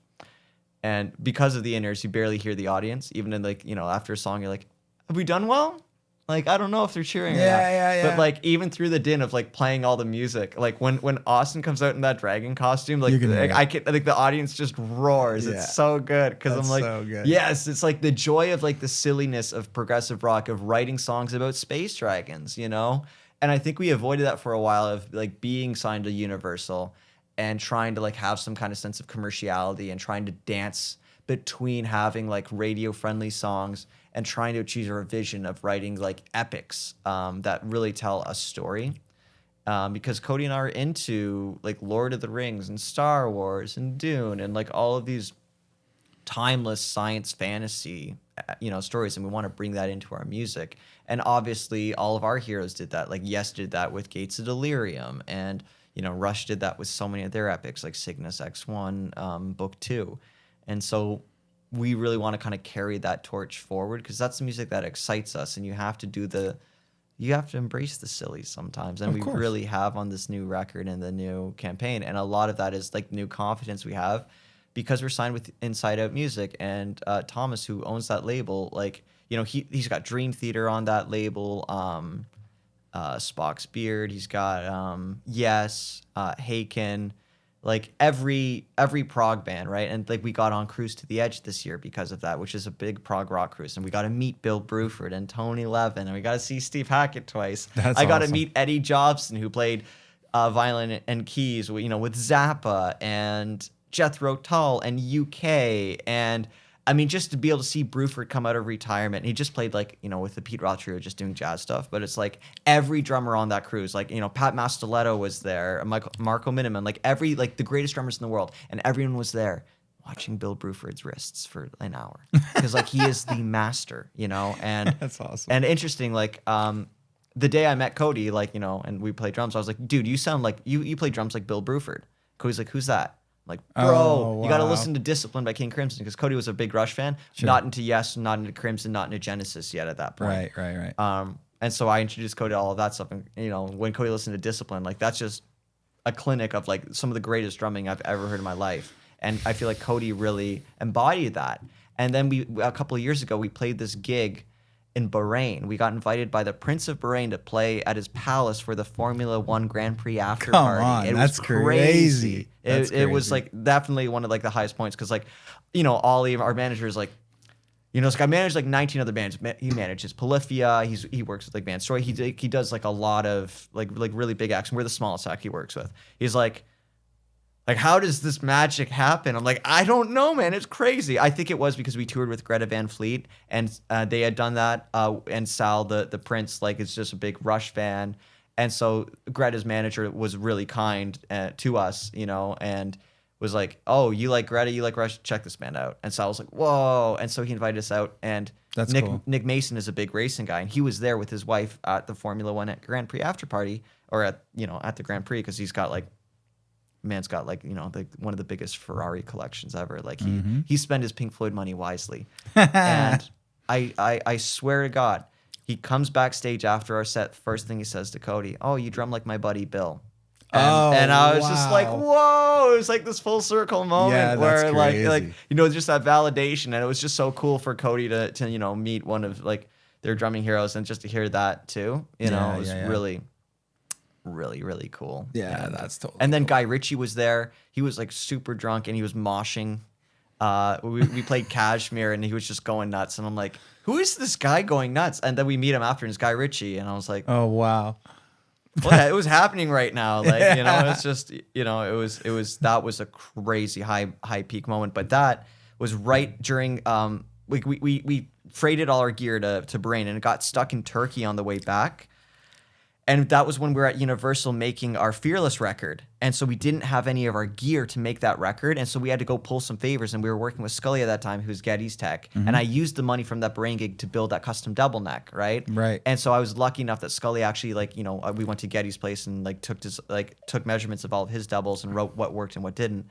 But my Taurus pedals were stuck in Turkey when we were making that record, so we borrowed Getty's, and and it was just such a cool moment, and that is cool. That was just such a high point for us. But also at that time, Universal, things were starting to go a little weird because they had built their own studio in their own office building, trying to do Capitol Records at the North. Mm-hmm. But it was one of those things where like they were billing themselves, right? Because like ADA Studios, is a separate company from Universal. And so ADA is billing Universal for the studio time, which is coming out of our recoupable, right? And so it's like classic label Ponzi scheme stuff right there, 101, baby. And then during that time, we were using their live room, which had tie lines to the control room to record the drums because it was way bigger than the other live room in the studio. And so, but during that time, like, we had the studio for like 2 days to record the drums for an 18-minute song. And the next day, the CEO at the time was using that room for a corporate yoga retreat. Oh, wow. And the studio manager's walking in during Cody's drum takes of the song, bringing in tables and shit, setting it up. And we're like, dude, what are you doing? Like, what do you, like, what? That's It's crazy. like, if we were doing this at our studio, this wouldn't be happening. Like, why are we dragging all of our gear here just to get treated like garbage by the people that we're signed by, Yeah, that's pretty interesting, actually.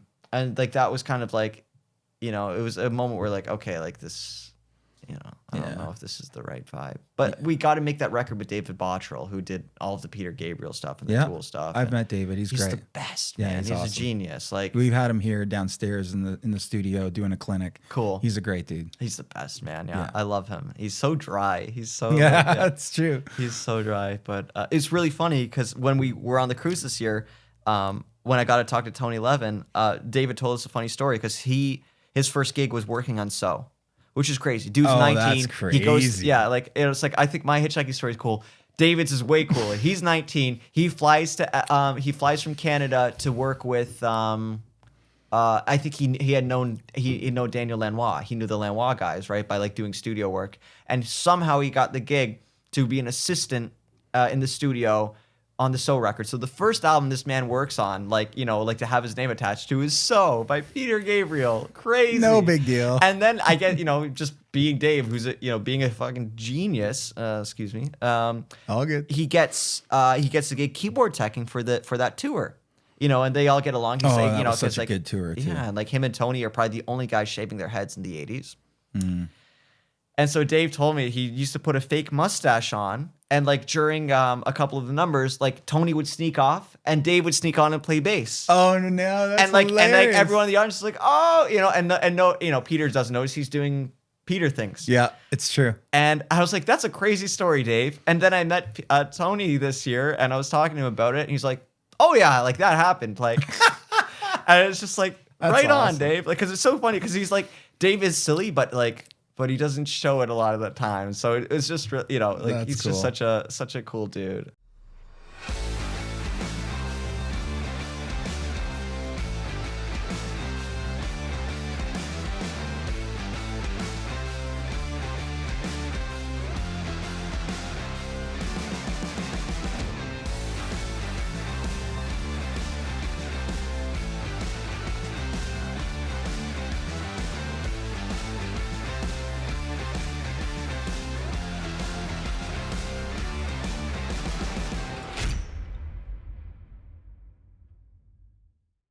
On the songwriting side of things, how do you guys divide up sort of the creative responsibilities when you guys are writing? It depends. Like a lot of the time, we try to reserve the music writing for when we're jamming. But a lot of that time that doesn't happen. Okay.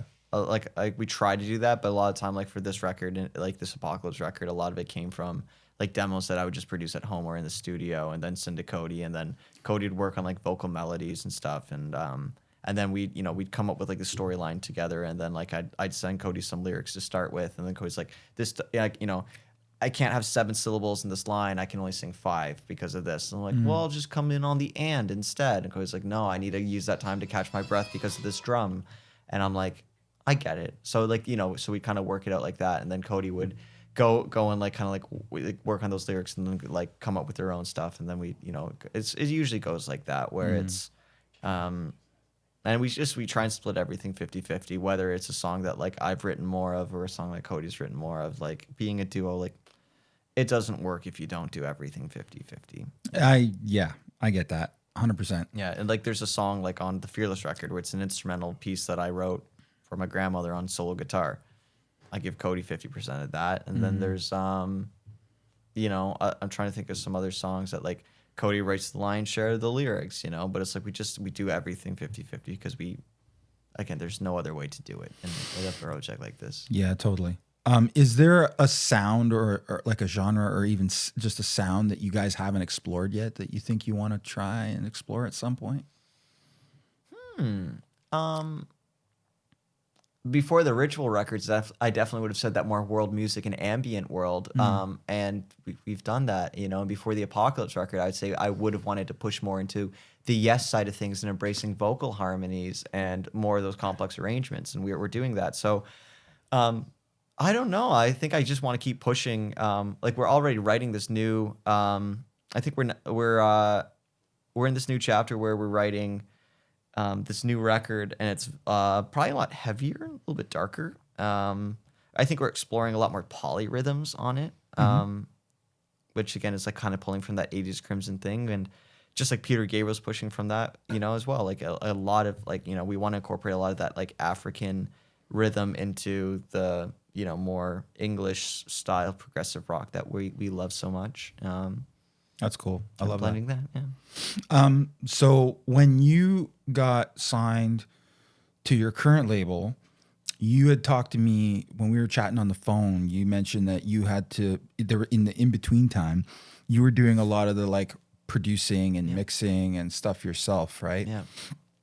Zero budget. Yeah. Has that sort of, how has that sort of impacted the journey? Like, it's been. Is that a big part? Is that a big part of the journey? It's become like a huge part of my life. Where because I wasn't wearing enough hats as it was before. Of course not. Come on, and Kevin.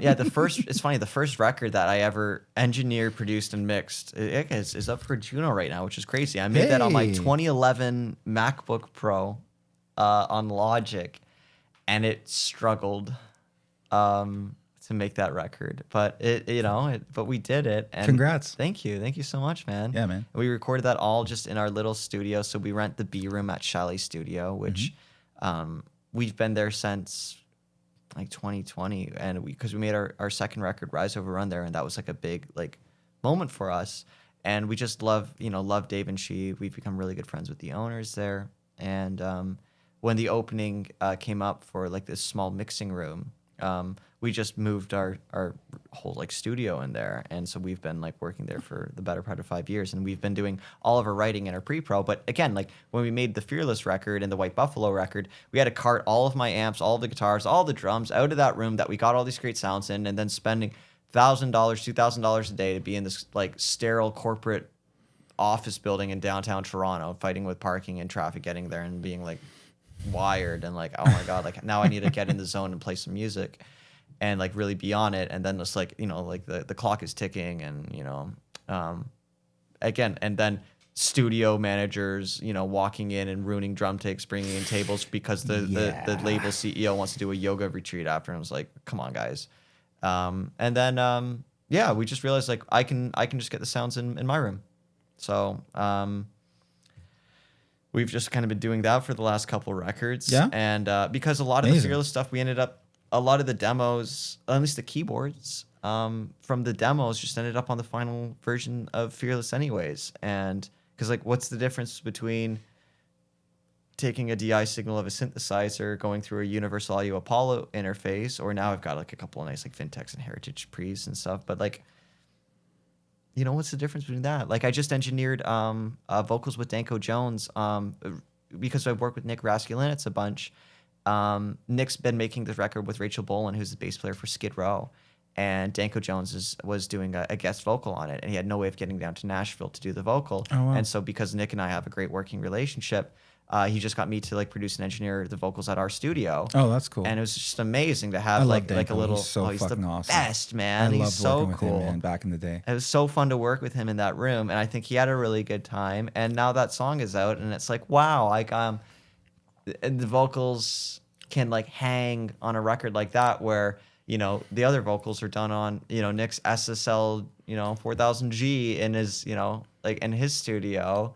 But we had this, very similar signal chain, right? Because you're just going through like an SM7B into a 1073 into an 1176. Yep. Right. So if you have one money channel and and that's like, the go-to vocal chain for rock and roll. If you've got that, you can kind of, as long as the room's treated, you can record vocals anywhere, right? So it was one of those things like, like the hardest thing to get right is drums, right? And so we just rent the A room at Chalet, and we have 32 inputs at our disposal there, and some really good choice of mics. And it's got like the stone wall, so you get that townhouse studio, that kind of like slappy drum sound that I love, where throw a mono room mic up there and compress the heck out of it, just like you would like an SSL listen mic to get that Phil Collins, Peter Gabriel, like the gated reverb, but like real gated reverb where you actually sidechain a mono room crush mic to the snare, and when it opens up, you get like the walls breathing, and I love that you've like gone through the process of figuring all this out. Oh yeah, this is amazing. Oh yeah, thanks. But again, a lot of artists don't. It's right? been a journey, totally. But it's just one of those things where like I've always done live sound just to like pay the bills, and also just to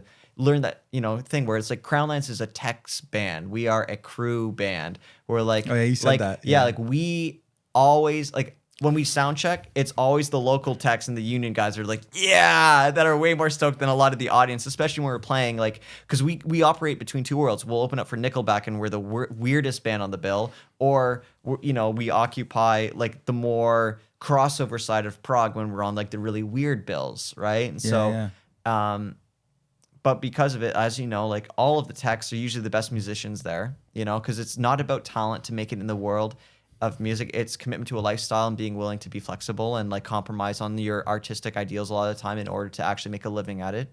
And I think that's why we have such a strong affinity with techs, is because they're the guys going home playing King Crimson and Mahavishnu records. Of course. And then they're seeing us. It's like, oh yeah, we're fighting the good fight, boys. You know. And then also because like we are like I am a tech, and so like.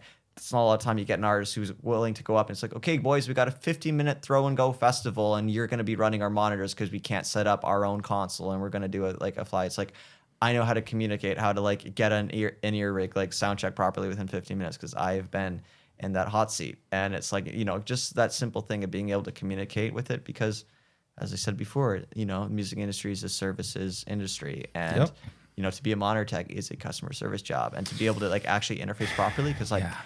Bro, I have been, as a monitor tech, I've been screamed at, Oh, yeah. But, like, luckily, actually, only once. And it actually wasn't my fault. But that's what they all say. But it's just about, like, making an artist feel comfy and making sure they feel valued and they're heard, even if they're like, hey, guys, I need more hi-hat in the wedge. And you're like, what? You're on an SL250, bro. Like, take 2 steps to the left. You'll hear the hats. You're good. I love it. But... No, dude. I had Dano on here, and he talked about sort of the difference that he felt between doing monitors and doing front of house, and he feels so much more comfortable at front of house. It's fun. A lot of people are one or the other, right? Yeah. I just hate dealing with like drunk audience and it's like, oh man, I can't hear the vocals, man. Like again, like when I mix front of house, like I make sure that like that doesn't happen, right? But what are you gonna do? I think I enjoy being like it's like the soldiers of rock when you're doing those like giant festivals, and you just make sure that you're rocking the monitors and everyone can hear it. I don't know. I really enjoy that just as much as I think being on stage, and just as much as I enjoy engineering a record or producing a record. And I've been doing that a lot more lately. Last year I produced like 3 or 4 records. It's crazy. That's awesome. I produced an instrumental record with David Barrett and Terry Brown, and I played on it, and I'm really excited for that to come out. I produced a live record for the David Barrett Trio, again with Terry Brown producing, who's just the best. I love that guy, and it's just amazing. You're living your best life, dude. With him, when man. I can pull up a drum sound and Terry's like, "Oh, that sounds good," I'm like, "Whoa!" And it's so interesting the way he wants drums. Like he doesn't want any compression on it, no EQ, no nothing. It's like you gotta get the mic choice and the mic placement right on, because it needs to sound like a finished drum kit with no compression on the way in. And it's such a different process, and it's so cool working with somebody like that, where like I've studied with Nick Raskulinecz, where he's helped us get some drum sounds on this new record, and we go down there and I'd be like, "What are you doing with that expander on the toms? Why are you printing it like that?" And he'd like explain everything, because like That's amazing. He puts everything through like like he'll go through his Heritage 1073s, and then it's like his single chain's unbelievable, but like he is like gobs and gobs and gobs of compression, because it's a totally different kind of world. Sure. And it's interesting because like he's like a 7B on pretty much everything you normally put a 57 on. 7B top and bottom on the snare. I'm like, oh, interesting. I'm like, well, why are you doing that? He's like, he just feels like it rejects the hats a little bit better and it gets a little bit more body. Oh, but interesting. Yeah. But as you know, right, that Yeah, extra grill in 7B puts it a lot further away than you normally would. Yeah.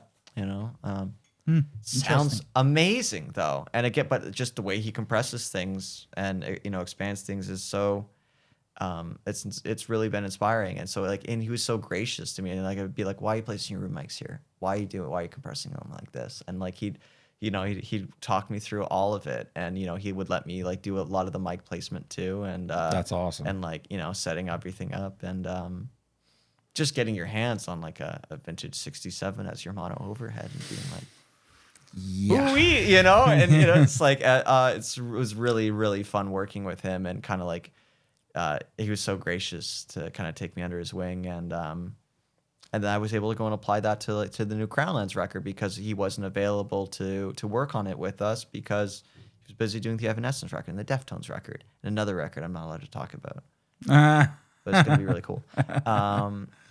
And then just to earn his respect as like a producer engineer, where like we're working in the studio and we're about to record guitars, and he's got like a 251 pulled up, and he's like, "You an LA2A guy for acoustic?" I'm like, "Yeah," Nice. And it's just being able to like nerd out about like messing around with his blue stripe on Cody's vocals, and like experimenting with, are we going to do 67, 251? And we actually, it's funny, we settled on an SM7B for Cody's vocals work the best. Although I did pick up a Sennheiser 441 for the rest of the album, and I shot it out between Cody's vocals, and like, even though it's a bit more sensitive to plosives, I just find like the sweetness of the high end on that mic works really, really well, and that's become like my go-to mic in the studio. I don't know why. That's like cool. I find like for a lot of the albums I produce, like I prefer dynamic mics on vocals, and it gets you closer to like that thing where it's like Phil Collins always recorded with a Bear Dynamic M88. All right, another fantastic dynamic mic. Or like Tom York, another vocalist, I'd say Cody, like when Cody goes that falsetto, he's always on an RE20, right? So you can get like right up there. So I don't know. And it's great. It's great that a lot of the vocalists I work with work better on dynamics, because it helps my budget as a producer engineer. No doubt. Because $1,000 dynamics, a heck of a lot better than $1,000 condenser. Yeah, it's true. But so I've produced a new Brass Camel record as well, and they're a fantastic prog funk band from BC, very Zappa-esque, very Gentle Giant. And so I produced that record, and I asked Terry to mix it, and it just sounds amazing. That's awesome. That record's coming out really soon. And then I produced this other band called Moon City Masters, and they just dropped a single out yesterday. Unbelievable band. They're like the twins, vocal harmonies like Boston, or all like, I don't know how else do you describe it. Ridiculous, just like funk fusion prog. They came to me because they wanted to push away from the 70s AOR sound and go more into like the 80s prog fusion thing, like the 80s Jeff Beck records and 80s Rush. And I'm like, no worries, boys, because I've built up really, really good collection of analog synths and like all of like, you know, like, I mean, Alex Lifeson has become a good friend, and he's given me a couple of his amps and guitars and effects and stuff. So that's crazy. It's been really cool. It's been a really cool journey, man. But even then, like all of these things, I'm still teaching, like, you know, I'm still doing it because it's like, the margins grow ever thin when you're playing progressive rock in 2026, but you got to fight the good fight, man. It's true. It's true. So let's talk about, I'll ask a few questions about it, and then we'll show some of the photos you sent me about like live playing and touring and stuff. So obviously I've seen you guys play, and it's, I mean, especially that day, cause it was a wet day. But, it's all good. Oh man, that gig was crazy, man. But you guys have a lot of energy, and there's a lot that goes into the music, let alone the performance. Is there something that you guys do to sort of prepare for shows, sort of mentally, physically, anything like that? Or do you just go out there and Cody has a serious heavy vocal warm-up routine, and Cody's like puffing like on like these saline solutions like through a nebulizer. It looks like a giant vape, but it's just like a saline solution to coat their vocals. Cody's like an hour-long vocal warm-up routine, which I think is a little dubious because I feel like I don't think you should be warm up that long. But I've only started singing this year. I started taking vocal lessons from Cody's same vocal coach, and it's been like, it's eye-opening. But like I had to take those vocal lessons to be able to communicate to Cody how I needed to produce those vocals on the new record of like, you know, like, where are you singing from? Like, are we doing chest voice, mixed voice, head voice? How do we push a certain syllable? Are we, you know, how do you take like an I but turn it into a ah, so that way you can open your jaw and actually get a note to sing better, right? And it's like, it's been like a huge journey for me trying to get like my head around being a vocalist and coaching Cody through that, because it's like nobody listens to their bandmate, but that's why you hire a producer. Right. But it comes tricky when, like, because of no budget, I had to produce all of it, and it took a lot of vulnerability between Cody and I to be able to actually be like, to open up that pathway again, because it used to be like, don't tell me how to sing, bro. And I'll be like, okay. Most memorable crowd moment. Most memorable crowd moment. I don't know. Maybe yesterday, everyone sang "Happy Birthday" to me, and hey, that was really nice. Yeah. And it was just one of those things where, like, you know, I did. Where were you yesterday? Guelph. Guelph. Yeah. Oh, yeah. Okay. That was really nice. Yeah. That was a really cool moment. I got to, blow my candle with my apple pie, which my wife picked for me, which is so nice. Oh, that's cool. Because I'm not really a cake guy. That was really cool. And then. You don't know what to wish for then, because wishes come true, baby. You know, dreams. How do you have a better birthday than that? You got to go play in front of 500 people and have songs about like dragons and wizards, and and you got 500 people that are like singing the words back to you, and you're like, sick. Yeah, like you don't get much better than that. Yeah, that's true. Do you guys do any kind of improv? Do you guys improvise on stage at all, or is it all sort of scripted?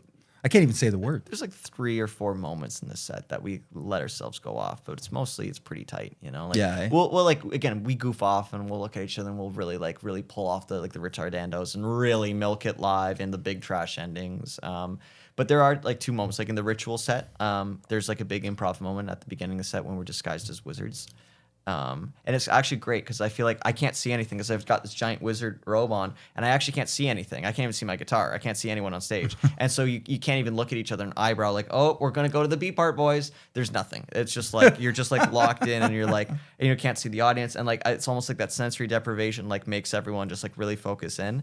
And I love that part of the set. And then in the second part of the set, so we open up for ourselves, then we do the duo set to like, you know, be like, hey, look, it's a circus act. Like, how many things can 2 people do? And then we take a quick intermission break, and then we play the new record, and we do a costume change, and we try and tell like the whole story where Cody's Captain Blackstar, and I'm one of the foot soldiers of the Syndicate, and we kind of like ham it up, and we bring in 2 extra members. We have Dan Walton, who's doing I didn't know this. Bass cool. And vocals, and then Adam Inrig is doing drums and keys, and that's another record I produced this year. They play in a band called the Dreamland Band, and they made we made this amazing record. But when I was producing them, like the gears start turning, because I'm like, this guy's playing drums like Neil, and then he goes and plays the keyboards like Tony Banks, and then Dan's playing guitar. You know, they're both jazz school dudes, so he can play like Pat Metheny type harmony, and then he goes and sits on bass and he sounds like Chris Squire. And I'm like, hey boys, check this out, because like I showed them Apocalypse, and they're like, wow, this is a big step forward for you guys. I'm like, yeah, you guys want to play it with us? And they're like, hell yeah.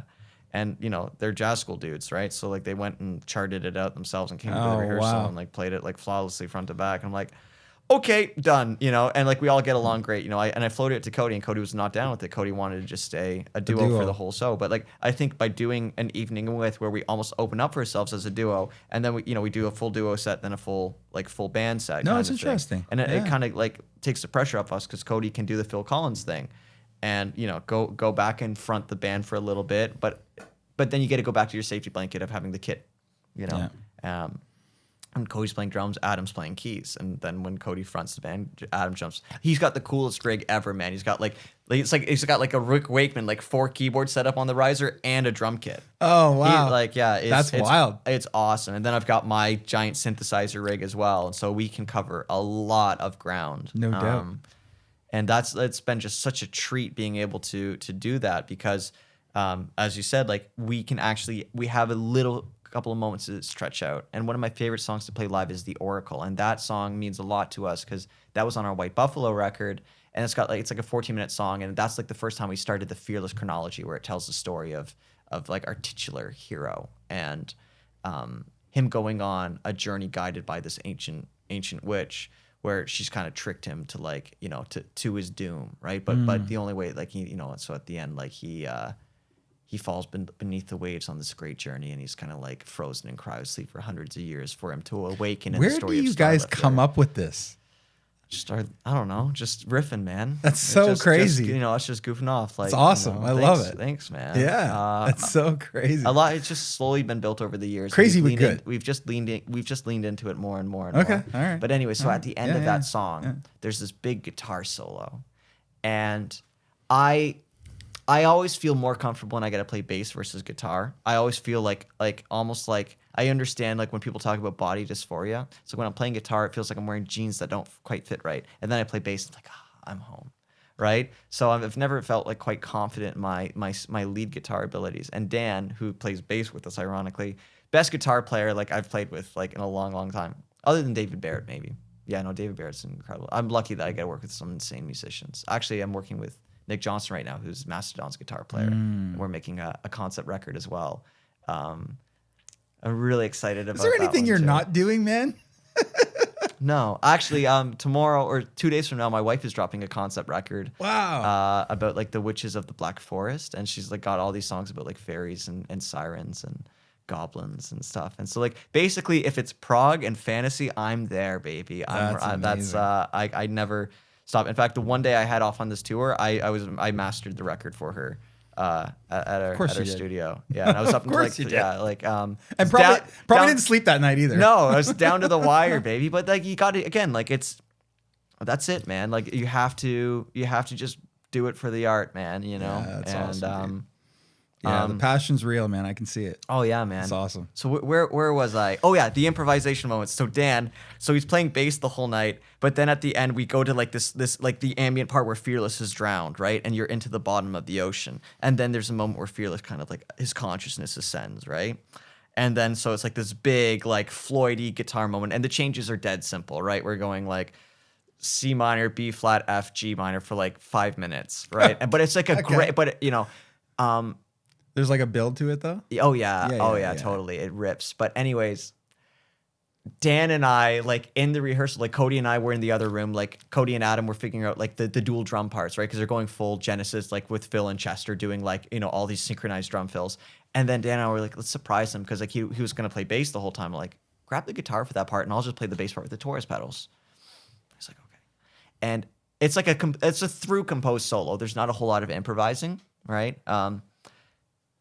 And we harmonized the entire thing in like thirds and sixths, basically. So it has that like that animals, dogs kind of like Floyd thing that, just, like when those harmonized bends come in at like the 5-minute mark on that song, it's like the skies open up, right? And like that's what we do like every night, like when we bust that one out, because it's like this, 10, 15 minutes of like build up in this song.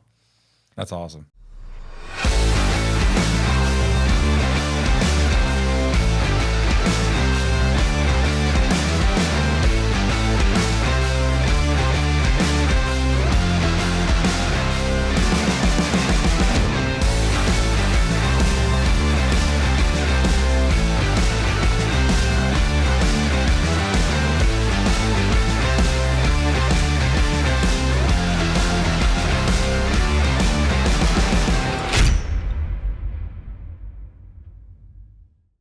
And then all of a sudden we hit that, and then Dan swaps the bass for the guitar, and we go up to the front, and we just play this unison solo, and it almost goes like into Allman Brothers territory. Where we do these like rolling triplets, like like harmonized, and then you think it's over, and then we go up to another interval. So we're doing it all like on the root, and then we go to the fifth, like harmonized, and it's just like. It feels like we're just soaring for a few minutes at the end of the set, and it just feels so great. And it's like there's kind of like those semi like it's through composed for the most part, but there is a little bit of improv in there because these guys are so well versed in jazz, right? They're just as into Miles as they are into Rush, and just great guys to have on the road with us to be able to kind of just goof off and just do all of these silly guitar harmony solos, and that's cool. A really special moment. So that's yeah. So let's pull up the photos. Let's do that. Awesome. What time is it, boys? I might be missing load in right now. Oh, I definitely have already missed load in. I'm in trouble. Uh-oh. We'll fire through a few photos and we'll wrap it up. We could probably go on for another 2 hours. Oh, dude, I could talk about music all day, man. This is all sort of like artwork. Yeah, this just kind of talks about like, you know, that was our first headline tour that we did after signing to Universal. I think that was a really good run. We hired Howard Ungerleider, who did Lights and Lasers for Rush. Yeah, I know Howard. And we spent all of our money on lasers for a couple of shows. It was really cool. We went full like Floyd on that. That's cool. Yeah, and so Quinn Henderson paints like most of our album covers. He's just an absolutely amazing dude, and he does everything on oil. Oh wow. Yeah, and so do you guys have the actual oil like paintings for a couple of them? We do. Yeah. Oh, that's cool. That's awesome. I love that. That was the first live record we did. And it was funny. That was like during COVID, and so we just did it in the studio kind of thing, and our only audience was our buddies that were filming it. But it was just, again, like to prove that, as you say, right, like I think our greatest asset as a band is the live show. Because like record, whatever, right, you can fake it, you can overdub whatever you want. But like if you can prove like no tricks, no tracks, you know, no nothing, it's like if you're hearing a sound, it's off the stage, it's coming from us. And so that was our way of like filming us, kind of playing all of our material at that time, like 21 or something. Yeah. And that was like, you know, I think we got like a really good reaction. We realized like the band needs to kind of live more on YouTube. Like, as I say, right, to reach more people, because touring just doesn't work financially. Like right now, we're finding a way to make it work because I'm pulling like triple duty and save, you know, trying to save, you know, a couple grand a day. But as I say that, you know, I should probably go and get to the gig. Yeah, no doubt. Let's hop over to the studio folder for a sec, guys. There we go. That was Maidavale and BBC. So we actually recorded this live record for BBC Radio 1 with Dan Carter. That was a huge breakthrough moment for us when White Buffalo was charting on Radio 1 a couple of years ago, and we got to go over there and do some headlining gigs, and then we got to finish off with this amazing, beautiful session. And I mean, yeah, you just look like they had. I mean, most studios, you're lucky to see two Coles 4038s. They had like all the original BBC branded 4038 ribbon mics. Like they had like 30 of them, 40 of them. It was like, whoa. Because like you could literally, if you wanted to, you could that could have been the only mic you used. Wow. Right? What do you got? There's those 251s for the overheads. That's us jamming with Gordy. Yeah. That was what like the biggest U.S. tour we ever did. The Mongolian band, the HU. Mm-hmm. We were on the road with them, and so when we came through Texas, we hit up Gordy and we got a jam with him, and it was just like a great moment where like that's awesome. You know, we're both big lovers of the double necks and the Taurus pedals and the open tunings and the finger picking. You know, I really kindred spirit with that guy, and he's just such a cool cat. Yeah, absolutely. Another shot of Maidavale. Yeah. Other one. Yeah, classic acoustic on stick. mic. It was that looks like Bear Nam. It was a M160. Yeah. Amazing. Yeah, man. Super directional ribbon. That's what you'd want to use, wouldn't it? Yeah. There's Dan Carter with my old double neck. As you can see, it's not very ergonomic, so that's why I had to have my Stoico custom built, so that way it would address all the back problems that thing gives me. Yeah, but it does have a heck of a stage presence, doesn't it? It does. It's true. That's we shot this in White Sands. Fun thing. So we were on tour with Greta Van Fleet, and That was a really big break for us. And we got stranded in New Mexico because Josh's ear, he got an ear infection and half the tour went down and we were like boned. And like because the tour went down, like their merch guy was selling our merch and he had like $10,000 of our cash on hand and he had to get on a plane with it. And so we had $500 into our name and we're like, well, this is gonna get like 2 tanks of gas and that's enough to get home. And we're like, what are we going to do? And so he just said, screw it. And they're like, while we're waiting for the checks to clear, we just went into the desert and filmed a live performance. Oh, wow. That's amazing. I wondered what this was when I saw it. I was like, oh, that's kind of interesting. So I threw it in the so that's folder. like the reminder of the treachery of touring. Oh, wow. But also, you know, grace under pressure. That's Moon City Masters. Those are these incredible musicians that I produced a record with. And that's our little studio space where we have lots of magic. And it's funny, got that old Tascam 4-track for like the gnarly little pre's that everyone seems to love, but I don't really use those a whole lot. My favorite pedal in the world's on the bottom there, the Boss CE1. Oh, I was going to ask you what your favorite pedal was. Yeah, Boss CE1, baby. Okay. If I could only have one, it would be that.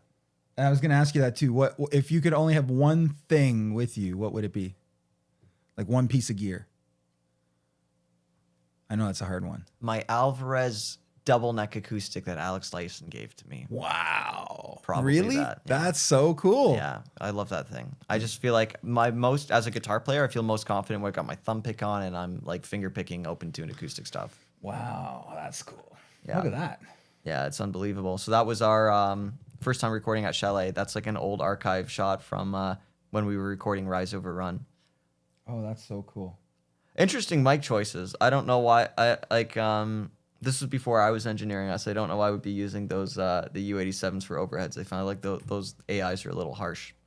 I like using those actually, kind of like an ORTF, like a room setup these days. Like, and I'll actually face them like just catching the reflections off the wooden wall, and you just don't get as many symbols. There too. Yeah, it's an interesting placement for the 414. That was our buddy Justin who was engineering it. It's funny. I'm not a big sub kick guy. I like to just do a kick in and out. Oh yeah, I see the sub kick there. Yeah. Yeah, another shot. Yeah, keep going. Oh, another shot of White Sands. Yeah, that's the first time we worked with Nick Raskulinitz. Yeah, look at that SSL, man. Awesome, unbelievable, absolute genius, the best guy. Just for like the vibe, it's like you're hanging out, just jumping on a trampoline all day. He's just like the best energy, the best vibe, like, and just absolute monster of a producer, just magical human. That was at RCA Studios A, which is where Dolly Parton wrote Jolene and I Will Always Love You, right there, man. Pretty crazy. So there's Dave in the middle. That's Greg Gordon, our engineer, and then Toby on the right there. Great dudes. Really cool dudes. That's awesome. Yeah, it's just recording that first record in Nashville. Blowing $250,000. Are those Grammys behind there? Yep. That's insane. I just saw that. We started hitting all of them with drumsticks to see if each one had a different sound, and we're like, "Can we record like this as like the Grammy?" Yeah, he won all of those within like a year. We had no business recording with Dave Cobb, man. Like it was crazy. It was a really good time. But shout out to Dave. That's insane. Yeah, really really cool time. But a lot of pressure. I don't know if we handled it as well as we could, I think there was like that tightness you have, like whereas like with Nick, it was just like the best vibes. But I think in that situation, it was like, how cool do we have to be, Whereas with Nick, I think we let our freak flag fly of just being absolute Rush and prog nerds. Whereas here, I think we were trying to still toe the line of like making sure Universal was stoked on, the music and everything and not just trying to do what we wanted to do. But still a great record. Cool. Amazing. Well, there you go. That was the first music video we shot with Travis Shin, who's just an amazing, amazing photographer. And we did that in LA at the end of our tour with The Who. And it was a really cool time. There's a shot there of us with the whole crew. There's Travis on the bottom there. Yeah. The tallest guy there, that's Ollie. That's our manager. Absolute legend. Great dude. Oh, that's cool. Love that. That's the first time we worked with David Bottrell, cutting vocals for Context, because we didn't have time to finish them in Nashville with Nick. And of course, at that time, it was peak COVID, baby. Yeah. So crazy.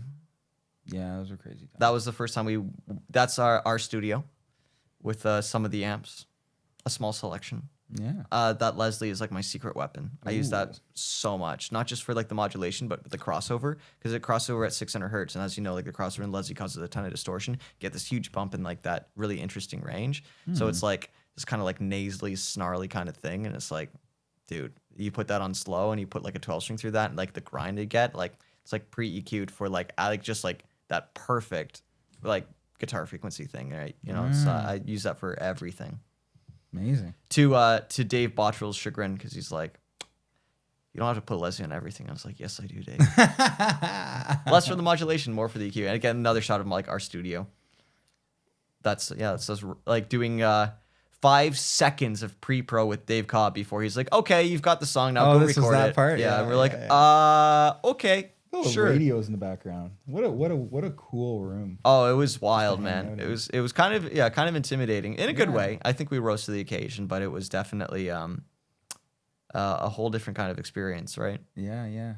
That's cool. Yeah, look at all that. That was a really cool room. That's great. But again, like the drum sounds we got in that room were unbelievable. Really cool drum sounds. That's where we recorded when I went down to Brooklyn and I made all of the record with the Moon City Masters. We did that there, and really, really great. Mostly horns are recorded in that room, so their ribbon mic selection was sick. You know, we got to use like the RCA 77 as a mono room mic. I'm a sucker for mono room mics, man. Like I really am. Which is funny because like I met Chris Lord Algie, and he's like anti mono room mic. He wants like stereo room mics. Stereo, like, yeah. But so many of my favorite drum sounds, like all of that, like the gated reverb drum sound from the 80s, mono room mic. Yeah. You know? I don't know. Whatever. That was me producing Brass Camel earlier this summer or last summer. Amazing dudes, like ridiculous players. The autism is strong. I love that. Yeah, those guys are just ridiculous. I'm really excited for you guys to check those guys out. Oh, that's cool. There's Terry Brown with a Crown Lent shirt on, and that's like a wild like custom flanger that he put Getty's vocals through for the Moving Pictures record. Come on. And that's crazy. Yeah, that was a really, really cool time. That was when I discovered acoustic on a stick, and I wanted to be Steve Howe, and I still do. Who doesn't? Right. That's that's just more of the studio shot. I figured, you know, like it's a collection of all the keys there's some pedals. Yeah, there's the Taurus pedals. Yeah, that's the ritual set. So this was an interesting thing. So this live set, and like I played all the keys and I engineered the whole session. As you can imagine, setting up mics and DIs for a rig like that is crazy. Wearing many hats, baby. So like I produced, engineered that, and I mixed that as well. So doing all of it, and then playing guitar and keys and Taurus and doing the whole thing, man. Well, man, this is I don't want to take up too much of your time. There's Adam and Cody doing all the pre-pro for this tour that we're on right now. Okay. All right. Yeah, the dueling drum kits. Yeah, I should probably leave. Yeah, no, it's all good. I wish I could hang out, like, but, dude, we could talk for like 4 hours, I'm sure. Yeah, man. It's all good, man. Thanks so much for having me, man. Dudes, thank you so much for coming on the show, man. What is going on with you guys coming up? I mean, you're on the road We're now. gonna be, we've got a record coming out May 15th.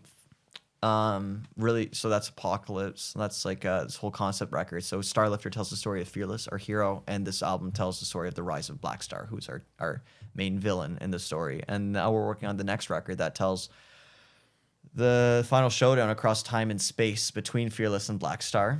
And as they, you know, because of course they go through a black hole and they're trying to like change history. And I love this. This is yeah, amazing. so it's just classic sci-fi tropes, and it's like, you know, or like, you know, Stephen King's one of my favorite writers, right? And the way that Dark Tower opens, you know, the man in black fled across the desert and the gunslinger followed. Best way to open up a book ever.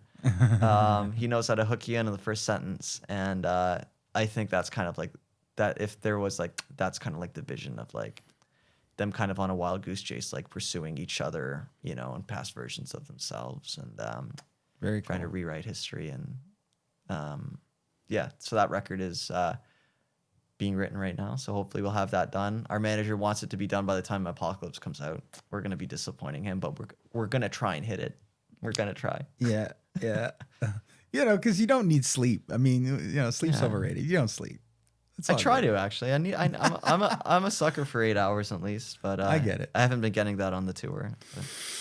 Well, man, we'll have to have you on again for sure. That'd be awesome. Next time you're in town. Love that. Well, thanks so much for coming on. Thank dude. you so much, man. We appreciate it. All right. Awesome. Everybody, Ryan here from Music City Live. Thanks so much for tuning in. We'll see you on the next episode, everybody. Take care. Thank you for watching Music City Live. If you liked this episode, like the video. And for more clips and episodes, subscribe to the channel. Feel free to join the conversation by commenting below and visit us at musiccityliveshow.com.